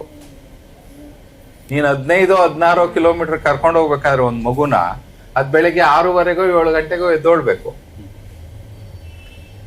ಮತ್ತೆ ಅದು ಮನೆ ಸೇರೋ ಅಷ್ಟೊತ್ತಿಗೆ ಕತ್ಲಾಗಿರುತ್ತೆ. ಸೊ ಏನ್ ಪರಿಸರ, ಏನ್ ಗೆಳೆಯರ ಜೊತೆ ಶಿಕ್ಷಣ ಪಡಿತೇವೆ ನಾವು. ಹಾಗಾಗಿ ನೈಬರ್ಹುಡ್ ಕಾನ್ಸೆಪ್ಟ್ ಇದೆಯಲ್ಲ ಶಿಕ್ಷಣದಲ್ಲಿ, ನೆರೆಹೊರೆಯಲ್ಲಿ ಶಿಕ್ಷಣ ಸಿಗ್ಬೇಕು. ಪ್ರಾಥಮಿಕ ಶಿಕ್ಷಣದ ಕಲ್ಪನೆನೇ ಅದು. ನೆರೆಹೊರೆಯಲ್ಲಿ ಆಟ ಆಡ್ತಾ, ಎಲ್ಲ ಜನರ ಜೊತೆ ಮಾತನಾಡ್ತಾ, ಬೆರಿತಾ, ಅದರ ಮೂಲಕನೇ ಅವರನ್ನ ಅರಿತುಕೊಳ್ತಕ್ಕಂಥ, ಅವರ ಜೊತೆ ಒಂದು ರೀತಿಯ ಶಾಂತಿಯುತ ಸಹಬಾಳ್ವೆಯನ್ನ ಕಟ್ಕೊಳ್ತಕ್ಕಂಥ, ಸಾಮರಸ್ಯವನ್ನ ಕಟ್ಕೊಳ್ತಕ್ಕಂಥ, ಬಂಧುತ್ವ, ಇವೆಲ್ಲ ಸಂವಿಧಾನದ ಮೌಲ್ಯಗಳು. ಸಂವಿಧಾನ ಹೇಳೋದು ಇದನ್ನೇ, ಬಂಧುತ್ವ, ಶಾಂತಿಯುತ ಸಹಬಾಳ್ವೆ, ಸಾಮರಸ್ಯ, ಪ್ರೀತಿ. ಸೊ ಇದೆಲ್ಲ ಕಟ್ಕೋಬೇಕಾದ್ರೆ ನೀವು ನಾನು ಅಲ್ಲೆಲ್ಲೋ ಹೋಗ್ತೇನೆ ಅಂತ ಹೇಳಿದ್ರೆ, ಅಂದ್ರೆ ಶಿಕ್ಷಣ ನೀತಿಗಳ ಬಗ್ಗೆ ಮಾತನಾಡೋರ್ಗಾಗ್ಲಿ ರೂಪಿಸೋರಾಗ್ಲಿ ಎಷ್ಟು ಅವರ ಚಿಂತನೆ ಎಷ್ಟು 1000 ವರ್ಷಗಳ ಹಿಂದೆ ಇದೆ ಅಂತ ಇವರಿಂದ ನಾವೇನಾದರೂ ನಿರೀಕ್ಷೆ ಮಾಡಲಿಕ್ಕೆ ಸಾಧ್ಯನಾ? ಮೊನ್ನೆ ಅದ್ಯಾವುದೋ ಒಂದು ಇಂಟರ್ವ್ಯೂನಲ್ಲಿ ಓದ್ತಾ ಇದ್ದೆ. ಮಂತ್ರಿಗಳು ಹೇಳ್ತಾರೆ, ಏನು ಈ KPS ಶಾಲೆಯ ವಿಶೇಷತೆ ಏನಂದ್ರೆ, ನಾವು LKG ಇಂದನೇ ಮಕ್ಕಳಿಗೆ ಕಂಪ್ಯೂಟರ್ ಕಲಿಸ್ತೇವೆ ಅಂತ. ಯಾವುದೇ ಒಂದು ತಂತ್ರಜ್ಞಾನ ಶಿಕ್ಷಣಕ್ಕೆ ಪೂರಕವಾಗಿರುತ್ತೆ ಹೊರತು ಪರ್ಯಾಯ ಅಲ್ಲ. ನನ್ನ ಪ್ರಕಾರ ಪ್ರಾಥಮಿಕ ಶಿಕ್ಷಣದಲ್ಲಿ ಒಂದು ಹಂತದವರೆಗೆ ಇವ್ಯಾವುದನ್ನು ಇಂಟ್ರೊಡ್ಯೂಸೇ ಮಾಡಬಾರ್ದು. ಯಾಕಂದ್ರೆ ಆ ಮಕ್ಕಳ ಸೃಜನಶೀಲತೆನೇ ಹೋಗ್ಬಿಡುತ್ತೆ. ಈಗ ನೋಡಿ, ನಮ್ಮ ಮಕ್ಕಳಿಗೆ ನೀವು ಯಾರಾದರೂ ಒಂದು ಸಣ್ಣ ಟೆಸ್ಟ್ ಮಾಡಿ ನಿಮ್ಮ ಮನೆಯಲ್ಲೇ ಒಂದು ಪೇಪರ್ ಕೊಟ್ಟು ಒಂದು ಪೇಜ್ ಬರೀರಿ ಅನ್ನಿ, ಭಾಳ ಆ ಮೂಲ ಕೌಶಲಗಳೇನಿದಾವೆಲ್ಲ ಆ ಕೌಶಲಗಳು ನಮಗೆ ಬರೋದೇ ಇಲ್ಲ. ಸೊ ಹಾಗಾಗಿ ತಂತ್ರಜ್ಞಾನವನ್ನು ನಾವು ಪೂರಕವಾಗಿ ಈಗ FRS ಅಂತ ಒಂದು ಇಂಟ್ರೊಡ್ಯೂಸ್ ಮಾಡಿದ್ದಾರೆ ಕರ್ನಾಟಕದಲ್ಲಿ, ಫೇಸ್ ರೆಕಗ್ನಿಷನ್. ಎಷ್ಟು ಅಪಾಯಕಾರಿ ಅದು ಅಂದರೆ, ಅದು ಮಕ್ಕಳ ಎಲ್ಲವನ್ನ ಕ್ಯಾಪ್ಚರ್ ಮಾಡುತ್ತೆ. ಅವರ ಎಲ್ಲ ವೈಯಕ್ತಿಕ ಇನ್ಫಾರ್ಮೇಶನ್ ಯಾವ ಮಟ್ಟಕ್ಕೆ ಹೋಗುತ್ತೆ ಅಂದರೆ, ಮಕ್ಕಳು ಯಾವ ವಿಷಯದಲ್ಲಿ ಹೆಚ್ಚಿನ ಆಸಕ್ತಿ ಹೊಂದಿದ್ದಾರೆ, ಗಣಿತನ, ಭಾಷೆನ ಇದು ಅಂತ, ಅಥವಾ ಅವರಿಗೆ ಆರೋಗ್ಯದ ದೃಷ್ಟಿಯಿಂದ ಏನೇನು ಸಮಸ್ಯೆಗಳಿದಾವೆ ಅನ್ನೋದು ಕೂಡ ಕ್ಯಾಪ್ಚರ್ ಆಗ. ಇದೆಲ್ಲ ಡೇಟಾವನ್ನ ನಾವು ಪಬ್ಲಿಕ್ ಅಲ್ಲಿ ಲೀಕ್ ಮಾಡಿದ್ರೆ ಆ ಮಕ್ಕಳ ವೈಯಕ್ತಿಕ ಜೀವನ, ಮತ್ತು ಇವತ್ತಿನ ಸಂದರ್ಭದಲ್ಲಿ ಡೇಟಾ ಸಿಕ್ಕಿದ್ರೆ ಸಾಕು ಅದನ್ನ ಹೆಂಗ್ ವ್ಯಾಪಾರ ಮಾಡ್ತಾರೆ ಅಂತ ಗೊತ್ತು ನಿಮ್ಗೆ. ಈಗಾಗಲೇ ನಮ್ಮ ಮೊಬೈಲ್ಗಳನ್ನ ಅವೆಲ್ಲ, ನೀವು ಯಾವುದೋ ಒಂದು ಶಾಪ್ಗೆ ಹೋಗಿ ಒಂದು ಶರ್ಟ್ ಹುಡುಕಿದ್ರೆ ತಕ್ಷಣ ನಿಮ್ಗೆ 10 ಮೆಸೇಜ್ ಬರುತ್ತೆ, ಅಂತ ಕಡೆ ಇಂಥ ಕಡೆ. ಇದು ವ್ಯಾಪಾರದ ಕಾಲ. ಅಂದ್ರೆ ಪ್ರತಿಯೊಂದು ಮಾನವ ಸಂಬಂಧಗಳು ಕೂಡ ಇಲ್ಲಿ ವ್ಯಾಪಾರದ ಸಂಬಂಧಗಳಾಗುತ್ತಿದ್ದಾವೆ. ಗಂಡ ಹೆಂಡತಿ ಇರ್ಬೋದು, ಅಪ್ಪ ಮಗು ಇರ್ಬೋದು, ಎಲ್ಲರೂ ಒಂದು ರೀತಿಯ ಇದು ಆ ಒಂದು ವ್ಯವಸ್ಥೆಯ ಲಕ್ಷಣ. ಈ ಬಂಡವಾಳಶಾಹಿಯ ಮುಂದಿನ ವ್ಯವಸ್ಥೆ ಇದೆಯಲ್ಲ, ಅದ್ರ ಲಕ್ಷಣನೇ ಎಲ್ಲವನ್ನೂ ಕೂಡ ಹಣದ ಮೂಲಕ ಅಳಿತಕ್ಕಂಥದ್ದು. ಇಲ್ಲಿ ಮನುಷ್ಯತ್ವಕ್ಕೆ ಬೆಲೆ ಇಲ್ಲ. ಹಾಗಾಗಿ ಶಿಕ್ಷಣ ವ್ಯವಸ್ಥೆಯಲ್ಲೂ ಕೂಡ ಅದು ರಿಫ್ಲೆಕ್ಟ್ ಆಗ್ತಾ ಇದೆ ಬಹಳ ದೊಡ್ಡ ಪ್ರಮಾಣದಲ್ಲಿ. ನೀವು ನೋಡಿ, ಹೆಚ್ಚು ದುಡ್ಡು ಕೊಟ್ರೆ ಆ ಶಾಲೆ ಶ್ರೇಷ್ಠ. ಯಾವ ಶಾಲೆನಲ್ಲಿ ನಿಮಗೆ ನುರಿತ ಶಿಕ್ಷಕರು ಇರ್ತಾರೆ, ಶಿಕ್ಷಣ ಉಚಿತವಾಗಿರುತ್ತೆ, ಅದು ಕನಿಷ್ಠ. ಈ ಸಂಕತನ ಇದೆಯಲ್ಲ ಜಾಗತಿಕ ಮಟ್ಟದಲ್ಲಿ, ಖಾಸಗಿಯಲ್ಲಿರೋದು ಶ್ರೇಷ್ಠ, ಸಾರ್ವಜನಿಕವಾಗಿರೋದು ಕನಿಷ್ಠ ಅನ್ನೋ ಒಂದು ಸಂಕತನ. ಇದರ ಉದ್ದೇಶನೇ ಬೇರೆ. ರಾಜಕೀಯವಾಗಿ ಲಾಭನೇ ಇದರ ಅಂತಿಮವಾದಂಥ ಉದ್ದೇಶ. ಇಲ್ಲಿ ಮಾನವ ಸಂಬಂಧಗಳಿಗಾಗಲಿ ಅಥವಾ ಸಂವಿಧಾನದ ಮೌಲ್ಯಗಳಿಗಾಗಲಿ ಏನೇನೂ ಬೆಲೆ ಇಲ್ಲ. ಸೊ ಇಂಥ ಕಾಲಘಟ್ಟದಲ್ಲಿ ತಾಯ್ನುಡಿ ಕಲಿಕೆಯ ಮಹತ್ವವನ್ನು ಸರಳವಾಗಿ ಹೇಳೋದಿದೆಯಲ್ಲ, ಅದರಿಂದ ನನಗೆ ಫಣೀಶ್ ರವರ ಪುಸ್ತಕ ಯಾಕೆಂತ ಹೇಳಿದ್ರೆ ಹೇಗೆ ತೊಡೆದಾಗ್ತೀವಿ ಈಗ, ಎಲ್ಲರೂ ಕೂಡ ರೇಸಿಗೆ ಬಿದ್ದುಬಿಟ್ಟಿದ್ದಾರೆ ನೋಡಿ. ಕರ್ನಾಟಕದ ಶಾಲೆಗಳಲ್ಲಿ ನನಗೆ ಗೊತ್ತಿರೋ ಪ್ರಕಾರ, ಯಾಕಂದ್ರೆ 40 ವರ್ಷ ಕರ್ನಾಟಕದ ಶಿಕ್ಷಣ ವ್ಯವಸ್ಥೆಯಲ್ಲಿ ಕಳೆದಿದ್ದೇನೆ, ಯಾವತ್ತೂ ಕೂಡ ನಾವು ಪ್ರಾಥಮಿಕ ಹಂತದಲ್ಲಿ ಇಂಗ್ಲಿಷನ್ನ ಕಲಿಸ್ಲಿಕ್ಕೆ ಸಮರ್ಥವಾಗಿರ್ತಕ್ಕಂಥ ಶಿಕ್ಷಕನನ್ನ ನೇಮಕನೆ ಮಾಡಿಲ್ಲ. ಇಂಗ್ಲಿಷ್ ಭಾಷಾ ಶಿಕ್ಷಕನನ್ನ ನೇಮಕನೆ ಮಾಡಿಲ್ಲ ನಾವು. ಸೊ ತಂದೆ ತಾಯಿಗಳಿಗೆ ಮಕ್ಕಳು ಇಂಗ್ಲಿಷ್ ಕಲಿತಾರೆ ಅನ್ನೋ ಭರವಸೆ ಹೇಗ್ ಮೂಡುತ್ತೆ? ನೀವು ಇಂಗ್ಲಿಷನ್ನ ಒಂದು ಭಾಷೆಯ ಕಲಿಸ್ಬೇಕಾದ್ರೆ ಆ ಭಾಷೆಯನ್ನಾಗಿ ಕಲಿಸ್ಲಿಕ್ಕಿರ್ತಕ್ಕಂಥ ಸಾಮರ್ಥ್ಯ, ಆ ರೀತಿಯ ಇದನ್ನ ಇರ್ತಕ್ಕಂಥ ಶಿಕ್ಷಕರನ್ನ, ಅದನ್ನ ನಾವು ಮಾಡೇ ಇಲ್ಲ. ಆದ್ರೆ ಈಗ ನಾವು ಬೇರೆ ದಿಕ್ಕಿನ ಕಡೆಗೆ ಹೋಗ್ತಾ ಇದ್ದೇವೆ. ಈಗ ಇಷ್ಟು ಆಂಗ್ಲ ಭಾಷಾ ಮಾಧ್ಯಮ ಶಾಲೆಗಳನ್ನ ಮಾಡಿದ್ದೇವಲ್ಲ, ನಿಮ್ಗೆ ಆಶ್ಚರ್ಯ ಏನ್ ಗೊತ್ತಾ? ಎಲ್ಲೂ ಕೂಡ ನಾವು ಹೊಸದಾಗಿ ಆಂಗ್ಲ ಶಿಕ್ಷಕರನ್ನ ನೇಮಕ ಮಾಡ್ಕೊಂಡಿದ್ವಿ. ನಿಮ್ಗೆ ಆಶ್ಚರ್ಯ ಆಗ್ಬೋದು. ಪಾಪ ಈ ಕನ್ನಡ ಮಾಧ್ಯಮದಲ್ಲಿ ಬಂದು ನಮ್ಗೆ ಏನ್ ಪ್ರಾಥಮಿಕ ಶಾಲೆಯಲ್ಲಿ ಶಿಕ್ಷಕರಾಗಿದ್ರು, ಅವ್ರಿಗೆ ಇಂಗ್ಲಿಷನ್ನ ಹೇಳ್ಕೊಟ್ಟು ಅವ್ರು ಹೋಗಿ ಇಂಗ್ಲಿಷ್ ಮಾಧ್ಯಮದಲ್ಲಿ, ಅದು ಅತ್ಯಂತ ಕ್ರೌರ್ಯ. ಆಕ್ಚುಲ್ ಆಗಿ ಸಾಧ್ಯ ಇಲ್ಲ ಅದು. ಕೊನೆಗೆ ಏನಾಗುತ್ತೆ, ನೀವು ಅಂತಾರಾಷ್ಟ್ರೀಯ ಮಟ್ಟದಲ್ಲಿ ಲಿಂಗ್ವಿಸ್ಟ್ ಇದನ್ನೇ ಹೇಳ್ತಾರೆ, ಈ ದ್ವಿಭಾಷಾ ಮಾಧ್ಯಮ ಅಂತ ಏನ್ ನೀವು ಮಾಡಿದಿರಲ್ಲ, ಆ ದ್ವಿಭಾಷಾ ಮಾಧ್ಯಮ ಎಷ್ಟು ಟೊಳ್ಳು ಅಂದ್ರೆ, ನೀವು ಲ್ಯಾಂಗ್ವೇಜ್ ಕೋಡನ್ನ ಆ ರೀತಿ ಸ್ವಿಚ್ ಓವರ್ ಮಾಡಕ್ಕಾಗಲ್ಲ. ಕನ್ನಡದಿಂದ ಇಂಗ್ಲಿಷ್ಗೆ, ಇಂಗ್ಲಿಷ್ ನೋ, ನೀವು ಒಂದು ಭಾಷೆಯಲ್ಲಿ ಪರಿಣಿತಿಯನ್ನ ಸಾಧಿಸ್ಬೇಕು. ಅದಕ್ಕೇನೆ ಬ್ರಿಟಿಷ್ ಕೌನ್ಸಿಲ್ ಏನ್ ಹೇಳುತ್ತೆ ಗೊತ್ತಾ? ತುಂಬಾ ಭಾಷೆಗಳನ್ನ ಏನೋ ಪ್ರಾಥಮಿಕ ಹಂತದಲ್ಲಿ ಕಲಿಸೋದು ಕೂಡ ಬಹಳ ಅಪಾಯಕಾರಿ ಅಂತ. ಯಾಕೆಂದ್ರೆ ನಾವು ಭಾಷೆ ಕಲಿಸೋದೇನಕ್ಕೆ ಕೆಳ ಹಂತದಲ್ಲಿ? ಭಾಷೆ ಕಲಿಬೇಕು ಅಂತ ಅಲ್ಲ, ಮಕ್ಕಳಿಗೆ ಭಾಷೆ ಕಲಿಸ್ತಕ್ಕಂಥದ್ದು ಆ ಭಾಷೆಯ ಮೂಲಕ ಅವರು ಜ್ಞಾನವನ್ನ ಪಡಿಬೇಕು ಅಂತ. ಸೊ ಲ್ಯಾಂಗ್ವೇಜ್ ಪ್ರೊಫಿಷಿಯನ್ಸಿ, ಕಾಗ್ನೇಟಿವ್ ಕಾಲ್ಪ್ ಅಂತ ಕರೀತಾರೆ ಅದನ್ನ, ಕಾಗ್ನೇಟಿವ್ ಅಕಾಡೆಮಿಕ್ ಲ್ಯಾಂಗ್ವೇಜ್ ಪ್ರೊಫಿಷಿಯನ್ಸಿ ಏನಿದೆಯಲ್ಲ, that becomes very important at the foundation level. ನೀವು ಆ ಭಾಷೆಯಲ್ಲಿ ಪ್ರೊಫೆಷನ್ಸಿ ಆಗದೆ ಇದ್ರೆ ನೀವು ಬೇರೆ ಜ್ಞಾನವನ್ನ ಪಡಿಲಿಕ್ಕೆ ಸಾಧ್ಯ ಇಲ್ಲ. ನೀವು ಬೇರೆ ಎಲ್ಲಾ ವಿಷಯಗಳನ್ನ, ಮ್ಯಾಥ್ಸ್ ಅನ್ನೋ, ಸೈನ್ಸ್ ಅನ್ನೋ, ಅಥವಾ ಲ್ಯಾಂಗ್ವೇಜ್, ಹ್ಯೂಮ್ಯಾನ್ ಯಾವ್ದನ್ನ ಕಲ್ತ್ರು ಕೂಡ ಭಾಷೆ ಮೂಲಕ, ಆ ಭಾಷೆನಲ್ಲಿ ನಿಮ್ಗೆ ಮೊದಲನೇ ಸಾಮರ್ಥ್ಯ ಬೇಕಲ್ಲ. ಹಾಗಾಗಿ ಅವ್ರು ಏನ್ ಹೇಳ್ತಾರೆ, ತಾಯ್ನುಡಿ ಕಲಿಕೆ ಆದಾಗ ಮಗು ಆ ತಾಯ್ನುಡಿಯಲ್ಲಿ ಪ್ರಭುತ್ವವನ್ನ ಸಾಧಿಸುತ್ತೆ. ಆ ಮೂಲಕ ಜ್ಞಾನದ ಲೋಕಕ್ಕೆ ಎಂಟರ್ ಆಗುತ್ತೆ.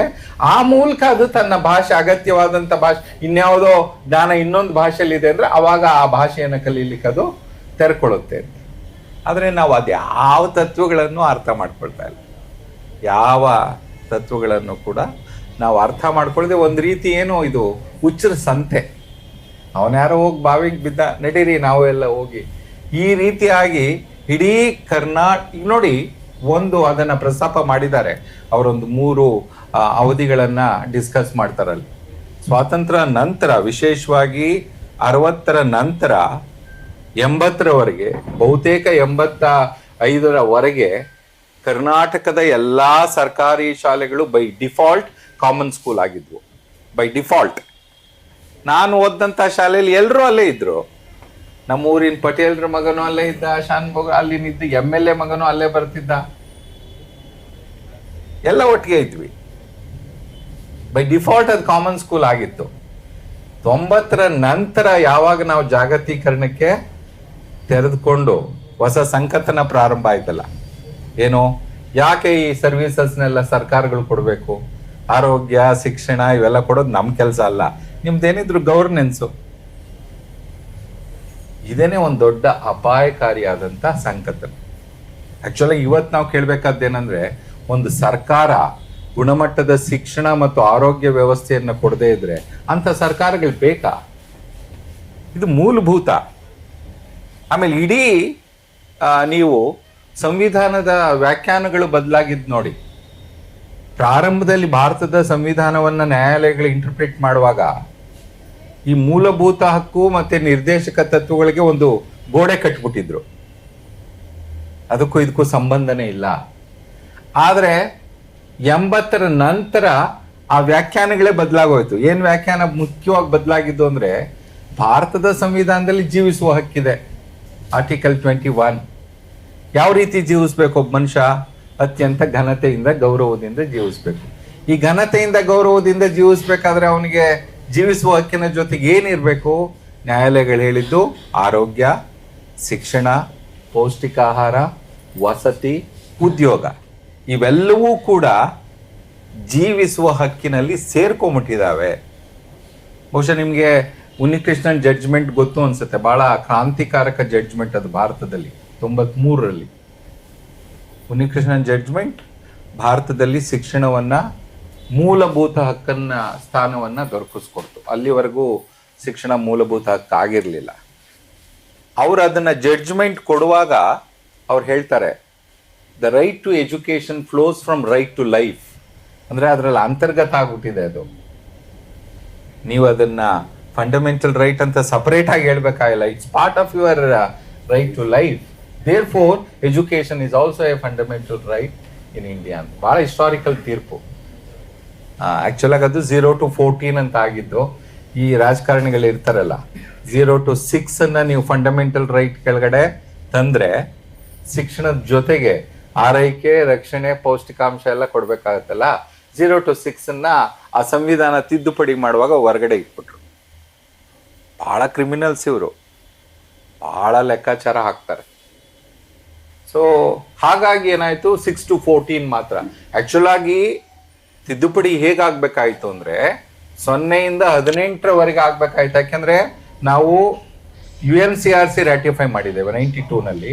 ಅದು ಮಗುವನ್ನ ವ್ಯಾಖ್ಯಾನ ಮಾಡುತ್ತೆ 18 ವರ್ಷದವರೆಗೆ. 0 to 6 ಆಗಲೇ ಹಿಂದಿನ directive principles of the state ಪಾಲಿಸಿನಲ್ಲಿ ಇತ್ತು, ಆರ್ಟಿಕಲ್ 45 ಅಲ್ಲಿ. ಸೊ ಅದನ್ನ ತಿದ್ದುಪಡಿ ಮಾಡಿ ನಾವು 0 to 6 ಅಲ್ಲಿ ಉಳಿಸ್ಕೊಂಡು 6 to 14 ಅನ್ನ 21A ಕೆಳಗಡೆ ತಂದ್ವಿ. ಆಕ್ಚುಲ್ ಆಗಿ ಏನಾಗ್ಬೇಕಾಗಿತ್ತು ಅಂದ್ರೆ 0 to 14ಗೆ education should be a fundamental right including care, protection and nutrition. ಆದ್ರೆ ನಾವು ಅದನ್ನ ಡೈಲ್ಯೂಟ್ ಮಾಡ್ಬಿಟ್ಟು. ಸೊ ಇದು ಒಂದ್ ರೀತಿನಲ್ಲಿ ಬಹಳ ಒಂದು ಪ್ರಮುಖ ಇಚ್ಛಾಶಕ್ತಿಯ ಪ್ರಶ್ನೆ. ರಾಜಕೀಯ ಇಚ್ಛಾಶಕ್ತಿ ಅಂತ ಹೇಳ್ತೀವಲ್ಲ, ಅದು ಇಲ್ಲ ಖಂಡಿತ. ನೀವು ನೋಡಿ ಭಾರತದ ಇದರಲ್ಲಿ ವಿಶೇಷವಾಗಿ ಕೊಥಾರಿ ಆಯೋಗ ಹೇಳಿದ್ದು, ನೀವೊಂದು ನೆರೆಹೊರೆಯ ಶಾಲೆ, ಕಾಮನ್ ಸ್ಕೂಲ್ ಸಿಸ್ಟಮ್ ಅನ್ನ ಕಟ್ಕೊಂಡ್ರೆ ಯಾವ ಮಗುಗೂ ಕೂಡ ಆ ನೆರೆಹೊರೆಯ ಶಾಲೆಯನ್ನ ಬಿಟ್ಟು ಬೇರೆ ಎಲ್ಲೂ ಹೋಗೋ ಅವಶ್ಯಕತೆನೇ ಇಲ್ಲ ಅಂತ ಬರೀತಾರೆ ಅವರು. ಯಾವಾಗ ವೆನ್ ದಿ ಹೋಲ್ ಖಾಸಗಿ ಶಾಲೆಗಳ ಸಂಖ್ಯೆ ಬಹಳ ಬೆರಳಿಕೆಯಷ್ಟು ಇದ್ದಿದ್ದವಾಗ. ನಾನು ಹೇಳಿದ್ನಲ್ಲ, ಬೈ ಡಿಫಾಲ್ಟ್ ನಮಗೆ ಕಾಮನ್ ಸ್ಕೂಲ್ ಸಿಸ್ಟಮ್ ಇತ್ತು, ಬೈ ಡಿಫಾಲ್ಟ್ ಬಹುತೇಕ ಎಲ್ಲ ರಾಜ್ಯಗಳಲ್ಲಿ. ಆದರೆ ನಾವು ಅದನ್ನ ಮಾಡಲೇ ಇಲ್ಲ. ಅವ್ರು ಹೇಳಿದ್ದು 3 ಮುಖ್ಯವಾಗಿ ಶಿಕ್ಷಣ ವ್ಯವಸ್ಥೆಯನ್ನ 3 ನೆಲೆಯಲ್ಲಿ ಕಟ್ಕೊಳ್ಳಿ. 1 ನೈಬರ್ಹುಡ್ ಕಾಮನ್ ಸ್ಕೂಲ್ ಸಿಸ್ಟಮ್, 2 ಅತ್ಯಂತ ಪರಿಣಿತಿ ಹೊಂದಿರತಕ್ಕಂಥ ಶಿಕ್ಷಕರು ಇರಬೇಕು, ಅತ್ಯಂತ ಪರಿಣಿತಿ ಹೊಂದಿರ. 3 ಕನಿಷ್ಠ ನಿಮ್ಮ ರಾಷ್ಟ್ರೀಯ ಉತ್ಪನ್ನದಲ್ಲಿ 6% ಅನ್ನ GDP-ನಲ್ಲಿ ಶಿಕ್ಷಣಕ್ಕೆ ಕೊಡಬೇಕು ಅಂತ ಹೇಳಿದ್ರು. ಯಾವಾಗ 66ರಲ್ಲಿ. ಇವತ್ತಿಗೂ ನಾವು GDP-ನಲ್ಲಿ ಕೊಡ್ತಿರೋದು 0.47. ಒಟ್ಟು ಅಗ್ರಿಗೇಟ್ ತಗೊಂಡ್ರೆ ಎಲ್ಲ ರಾಜ್ಯಗಳಿದ್ರಲ್ಲಿ 2.9 ಇದ್ದಿದ್ದೀಗ 2.3 2.4 ಆಗಿದೆ. ಎಂಥ ವ್ಯವಸ್ಥೆ ಕಟ್ಕೋತೀರಿ ನೀವು? ಎಂಥ ವ್ಯವಸ್ಥೆ ಕಟ್ತೀರಿ ನೀವು? ಹೂಡಿಕೆನೆ ಮಾಡಲಿಲ್ಲ ಅಂದ್ರೆ, ಅದನ್ನೇ ಚಾಮ್ಸ್ಕಿ ಹೇಳೋದು, ನೀನು ಹೂಡಿಕೆನೆ ಮಾಡಲಿಲ್ಲ ಅಂದ್ರೆ ನಿನ್ನ ಸಾರ್ವಜನಿಕ ಶಿಕ್ಷಣ ಹೇಗೆ ಗಟ್ಟಿ ಆಗುತ್ತೆ? ಈಗ ಯಾವ್ಯಾವ ರಾಷ್ಟ್ರಗಳು ಗಟ್ಟಿ ಇದಾವೆ ಅಂತ ಮನೀಶ್ ಹೇಳ್ತಾರೆ, ಅಲ್ಲೆಲ್ಲ ಮಿನಿಮಮ್ 6% ಇದೆ GDP. ಅತಿ ಹೆಚ್ಚು ಹಣ ಫಿನ್ಲ್ಯಾಂಡ್ ಅಂತ ದೇಶಗಳು ಶಿಕ್ಷಕರಿಗೆ ಅವರ ತರಬೇತಿ ಖರ್ಚು ಮಾಡ್ತಕ್ಕಂಥ ಹಣವನ್ನ ನೀವು ನೋಡಿದ್ರೆ ಯಾಕೆ ಅಲ್ಲಿ ಶಿಕ್ಷಕರಿಗೆ ಅಷ್ಟು ದೊಡ್ಡ ಸ್ಥಾನಮಾನ ಇದೆ ಅನ್ನೋದು ಗೊತ್ತಾಗುತ್ತೆ. ಸೊ ಹಾಗಾಗಿ ಗೆಳೆಯರೆ, ಇದು ಬಹಳ ಒಂದು ರೀತಿಯ ಸಂಕಷ್ಟದ ಕಾಲದಲ್ಲಿದ್ದೇವೆ. ಅಂತ ಸಂಕಷ್ಟ ಕಾಲದಲ್ಲಿ ಈ ಥರದ ಪುಸ್ತಕಗಳು ಜನರಿಗೆ ಒಂದು ರೀತಿಯ ಅಂಧಕಾರ ಕೌದಿದೆ, ಅದನ್ನ ಬಹುಶಃ ತೊಡೆದು ಹಾಕ್ಲಿಕ್ಕೆ ಸ್ವಲ್ಪ ಮಟ್ಟಿಗಾದ್ರೂ ಸಹಾಯ ಮಾಡಿದ್ರೆ ಬಹುಶಃ ಅದು ನಾವು ಮಾಡ್ಬೋದಾದಂಥ ಒಂದು ದೊಡ್ಡ ಕೆಲಸ ಅಂತ ನಾನು ಭಾವಿಸ್ತೇನೆ. ಯಾಕೆಂದ್ರೆ ತಾಯ್ನುಡಿ ಕಲಿಕೆಯ ಬಗ್ಗೆ ಜನರ ತಿಳುವಳಿಕೆಗೂ ನಿಜವಾದ ತಾಯ್ನುಡಿ ಕಲಿಕೆಯ ಒಂದು ಶಕ್ತಿಗೂ ಬಹಳ ವ್ಯತ್ಯಾಸನೇ ಇದೆ. ನಾವು ಬೇಕೋ ಬೇಡವೋ ನಮ್ಮಲ್ಲಿ ಏನು ಮಾಡ್ತೇವೆ, ಈ ಭಾಷಾ ಅಸಮಾನತೆ ಬಹಳ ದೊಡ್ಡ ಪ್ರಮಾಣದಲ್ಲಿದೆ. ಭಾರತದ ಸಂವಿಧಾನದಲ್ಲಿ 22 ಭಾಷೆಗಳಿದ್ರೂ ಕೂಡ ನಾವ್ಯಾವುದೋ ಒಂದು ಭಾಷೆಯನ್ನೇ ಬಹಳ ಸರ್ವಶ್ರೇಷ್ಠ, ಒಂದೊಂದು ಸಾರಿ ಹೆಂಗೆ ಹೊರಟ್ಬಿಟ್ಟಿದ್ದೀವಿ ನಾವು, ಒಂದು ದೇಶ ಒಂದು ಭಾಷೆ ಒಂದೇ ಚುನಾವಣೆ ಅನ್ನೋ ರೀತಿಲಿ ಹೋಗ್ತಾ ಇದ್ದೀವಿ. ತಪ್ಪದು. ಎಲ್ಲ ಭಾಷೆಗಳಿಗೂ ಸಮಾನವಾದ ಅವಕಾಶ ಕೊಡ್ಬೇಕಲ್ಲ ನೀವು. ಆಮೇಲೆ ನಾವು ಭಾರತದಲ್ಲಿ ಎಲ್ಲೂ ಕೂಡ ಯಾವುದೋ ಒಂದು ಭಾಷೆಯನ್ನ ರಾಷ್ಟ್ರೀಯ ಭಾಷೆ ಅಂತ ಹೇಳಿಲ್ಲ.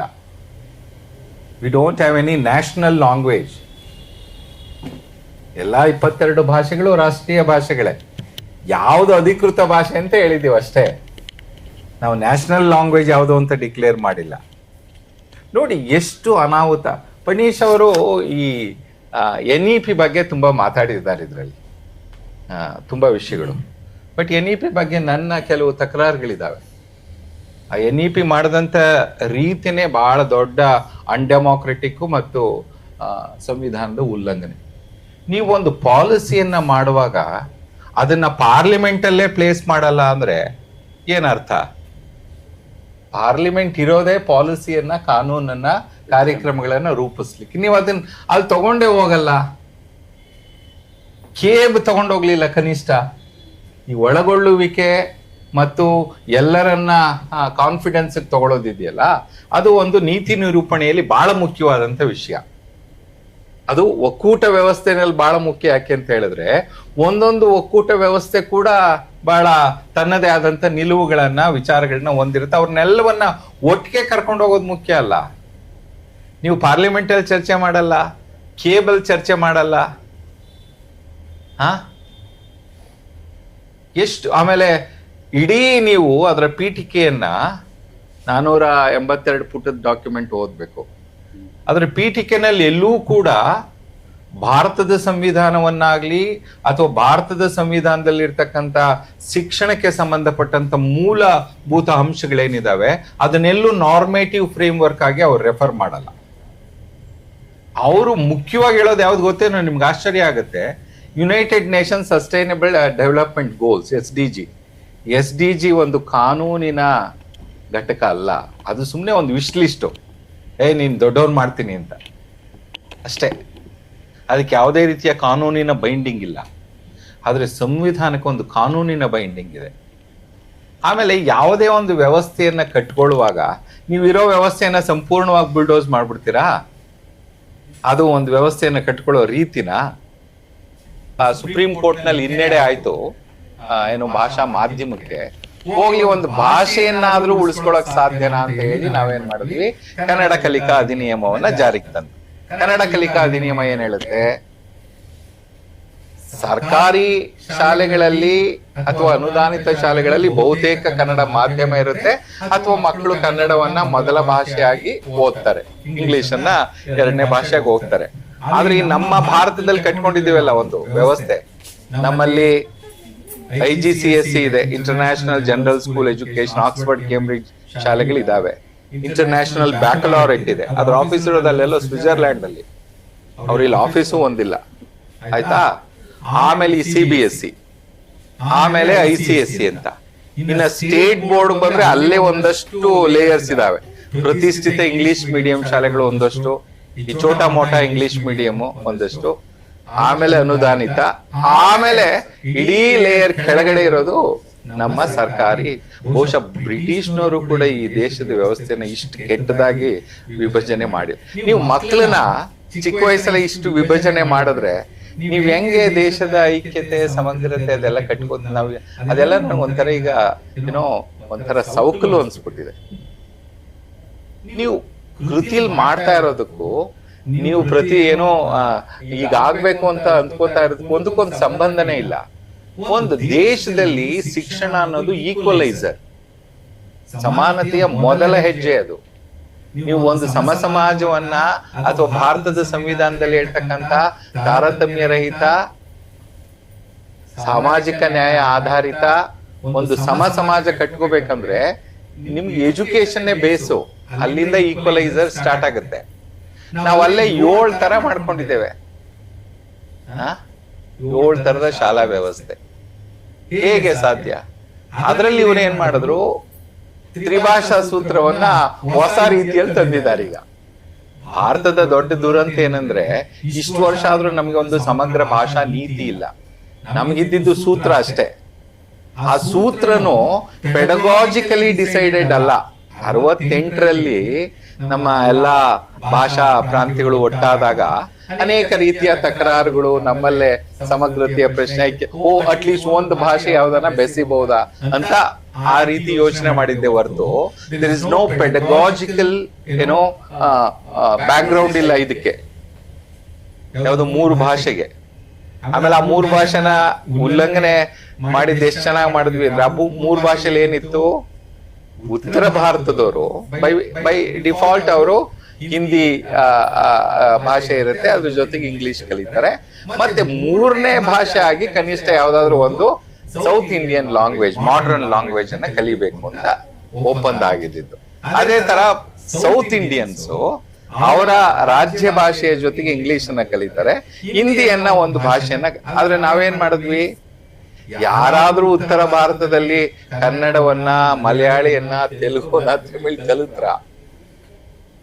ಯಾರು ಕಲಿಲಿಲ್ಲ. ಅದಕ್ಕೇನೆ ಅದು ಅಷ್ಟು ದೊಡ್ಡ ವಿರೋಧ ಆದ್ರೆ ಈಗ ಮತ್ತೆ ಏನ್ ಮಾಡ್ತಿದ್ದಾರೆ ಅಂದ್ರೆ, ಅವರು ಮೇ 15ನೇ ತಾರೀಕು ಒಂದು ಸರ್ಕ್ಯುಲರ್ ಹೊರಡಿಸ್ಬಿಟ್ಟು ಎಲ್ಲಾ CBSE ಮತ್ತು CBSE ಸಂಯೋಜಿತ ಶಾಲೆಗಳಲ್ಲಿ ನಾವು 3 ಭಾಷೆ R1, R2, R3. R1, R2ಗೆ ಯಾವ್ದು ಆಯ್ಕೆ ಕೊಟ್ಟಿದ್ದಾರೆ ಅವರು? R1, R2 ನಲ್ಲಿ ನೀವು ಹಿಂದಿ ತಗೋಬಹುದು, ಇಂಗ್ಲಿಷ್ ತಗೋಬಹುದು, ಸಂಸ್ಕೃತ ತಗೋಬಹುದು. ಕನ್ನಡವನ್ನ ಒಂದು ಲಿಸ್ಟ್ ಮಾಡಿದ್ದಾರೆ, 19 ಭಾಷೆಗಳದ್ದು ಶೆಡ್ಯೂಲ್. ಅಂದ್ರೆ 3ನೇ ಭಾಷೆಯಾಗಿ ಯಾವ್ದು ತಗೋಬಹುದು ಅಂತ. ಅದರಲ್ಲಿ ಕನ್ನಡವನ್ನ ಸೇರಿಸಿದ್ದಾರೆ.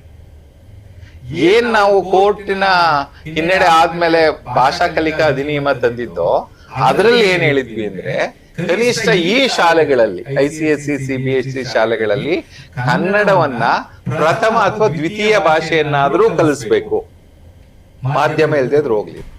ಈಗ ಅದು ಕೂಡ ಹೋಯ್ತು. ಆಮೇಲೆ ಎಷ್ಟೋ ಕಡೆ ಏನಾಗ್ತಾ ಇದೆ, ಈ ಲ್ಯಾಂಗ್ವೇಜ್ 3 ಲ್ಯಾಂಗ್ವೇಜ್ ಲಿಸ್ಟ್ ಅಲ್ಲಿ ಅವರು ಬೇರೆ ಬೇರೆ ಭಾಷೆಗಳನ್ನ ಇಟ್ಟಿದ್ದಾರೆ, ಸಂಸ್ಕೃತ ಅವೆಲ್ಲ ಇಟ್ಟಿದಾರಲ್ಲ, ಕನ್ನಡವನ್ನು ಯಾರು ತಗೊಳಲ್ಲ. ನಿಮಗೆ 3ನೇ ಭಾಷೆಯಾಗೂ ಕೂಡ ಕನ್ನಡ ಓದಲ್ಲ. ಇದಕ್ಕೆ ಅವ್ರು ಹೇಳೋದೇನ್ ಗೊತ್ತಾ ಪಣೀಶ್, ರಾಷ್ಟ್ರೀಯ ಶಿಕ್ಷಣ ನೀತಿಯ ಭಾಗವಾಗಿ ನಾವ್ ಇದನ್ನ ತರ್ತಾ ಇದೀವಿ ಅಂತ. ಯಾವ ನೀತಿ ಒಂದು ರಾಜ್ಯದ ಭಾಷೆಯನ್ನೇ ಕಿತ್ಕೊಳ್ಳುತ್ತೆ ಅಂದ್ರೆ ಬಹುಶಃ ಅದು ಒಂದು ನೀತಿ ಆಗ್ಲಿಕ್ಕೆ ಸಾಧ್ಯ ಇಲ್ಲ. ಅದು ನಮ್ಮಂತ ಏನೋ ಭಾಷಾ ವೈವಿಧ್ಯತೆ ಇರ್ತಕ್ಕಂಥ ದೇಶದಲ್ಲಿ. ಸೊ ಹಾಗಾಗಿ ಎಲ್ಲೋ ಒಂದ್ ಕಡೆ ಇವತ್ತು ನಾವು ಈ ತಾಯ್ನುಡಿ ಕಲಿಕೆಯ ಒಂದು ಚರ್ಚೆ ಏನಿದೆ ಅದನ್ನ ದೊಡ್ಡ ಮಟ್ಟದಲ್ಲಿ ಜನರ ಬಳಿಗೆ ಕರ್ಕೊಂಡು ಜನರ ಬಳಿಗೆ ತಗೊಂಡೋಗ್ಬೇಕಾಗತ್ತೆ. ಮತ್ತೆ ಸರ್ಕಾರಗಳಿಗೂ ಕೂಡ ಹೇಳ್ಬೇಕಾಗತ್ತೆ, ನಾವು ಸೋತಿರೋದು ಆಂಗ್ಲ ಮಾಧ್ಯಮ ಶಾಲೆ ತೆರೆದೇ ಇರೋದ್ರಿಂದ ಅಲ್ಲ, ನಾವು ಸೋತಿರೋದು ಆಂಗ್ಲ ಭಾಷೆಯನ್ನ ಒಂದು ಭಾಷೆಯನ್ನಾಗಿ ಕಲಿಸ್ಲಿಕ್ಕೆ ನಾವು ಸೋತಿದ್ದೇವೆ. 2006ರಲ್ಲಿ ತೀರ್ಮಾನ ಮಾಡಿದ್ವಿ, ಆಂಗ್ಲ ಭಾಷೆಯನ್ನ ಒಂದು ಭಾಷೆಯನ್ನ ಕಲಿಸ್ತೇವೆ 1ನೇ ತರಗತಿ. ಆ 2006ರಿಂದ ಇಲ್ಲಿವರೆಗೂ ಒಬ್ಬ ಇಂಗ್ಲಿಷ್ ಶಿಕ್ಷಕನನ್ನ ನೇಮಕ ಮಾಡ್ಕೊಂಡಿದ್ವಿ ನಾವು. ಇಂಗ್ಲಿಷ್ ಶಿಕ್ಷಕನನ್ನೇ ನೇಮಕ ಮಾಡ್ಕೊಂಡಿದ್ರೆ ನೀವು ಹೆಂಗೆ ಇಂಗ್ಲಿಷ್ ಕಲಿಸ್ತೀರಿ? ಅದ್ ಹೇಗೆ ಜನರಲ್ಲಿ ಭರವಸೆಯನ್ನ ಮೂಡಿಸುತ್ತೆ? ನಮ್ಮಲ್ಲಿ ಬಹುಶಃ ಇಂಗ್ಲಿಷ್ ಶಿಕ್ಷಕರು ಅಂತ ಅಧಿಕೃತವಾಗಿ ನೇಮಿಸ್ಕೊಂಡಿರೋದು ಕೇವಲ ಪ್ರೌಢಶಾಲೆನಲ್ಲಿ. ಯಾಕಂದ್ರೆ ಅವ್ರು B.Ed ಮಾಡುವಾಗ ಇಂಗ್ಲಿಷ್ ಅನ್ನ ಒಂದು ಮೆಥಡ್ ಆಗಿ ಓದಿರ್ತಾರೆ.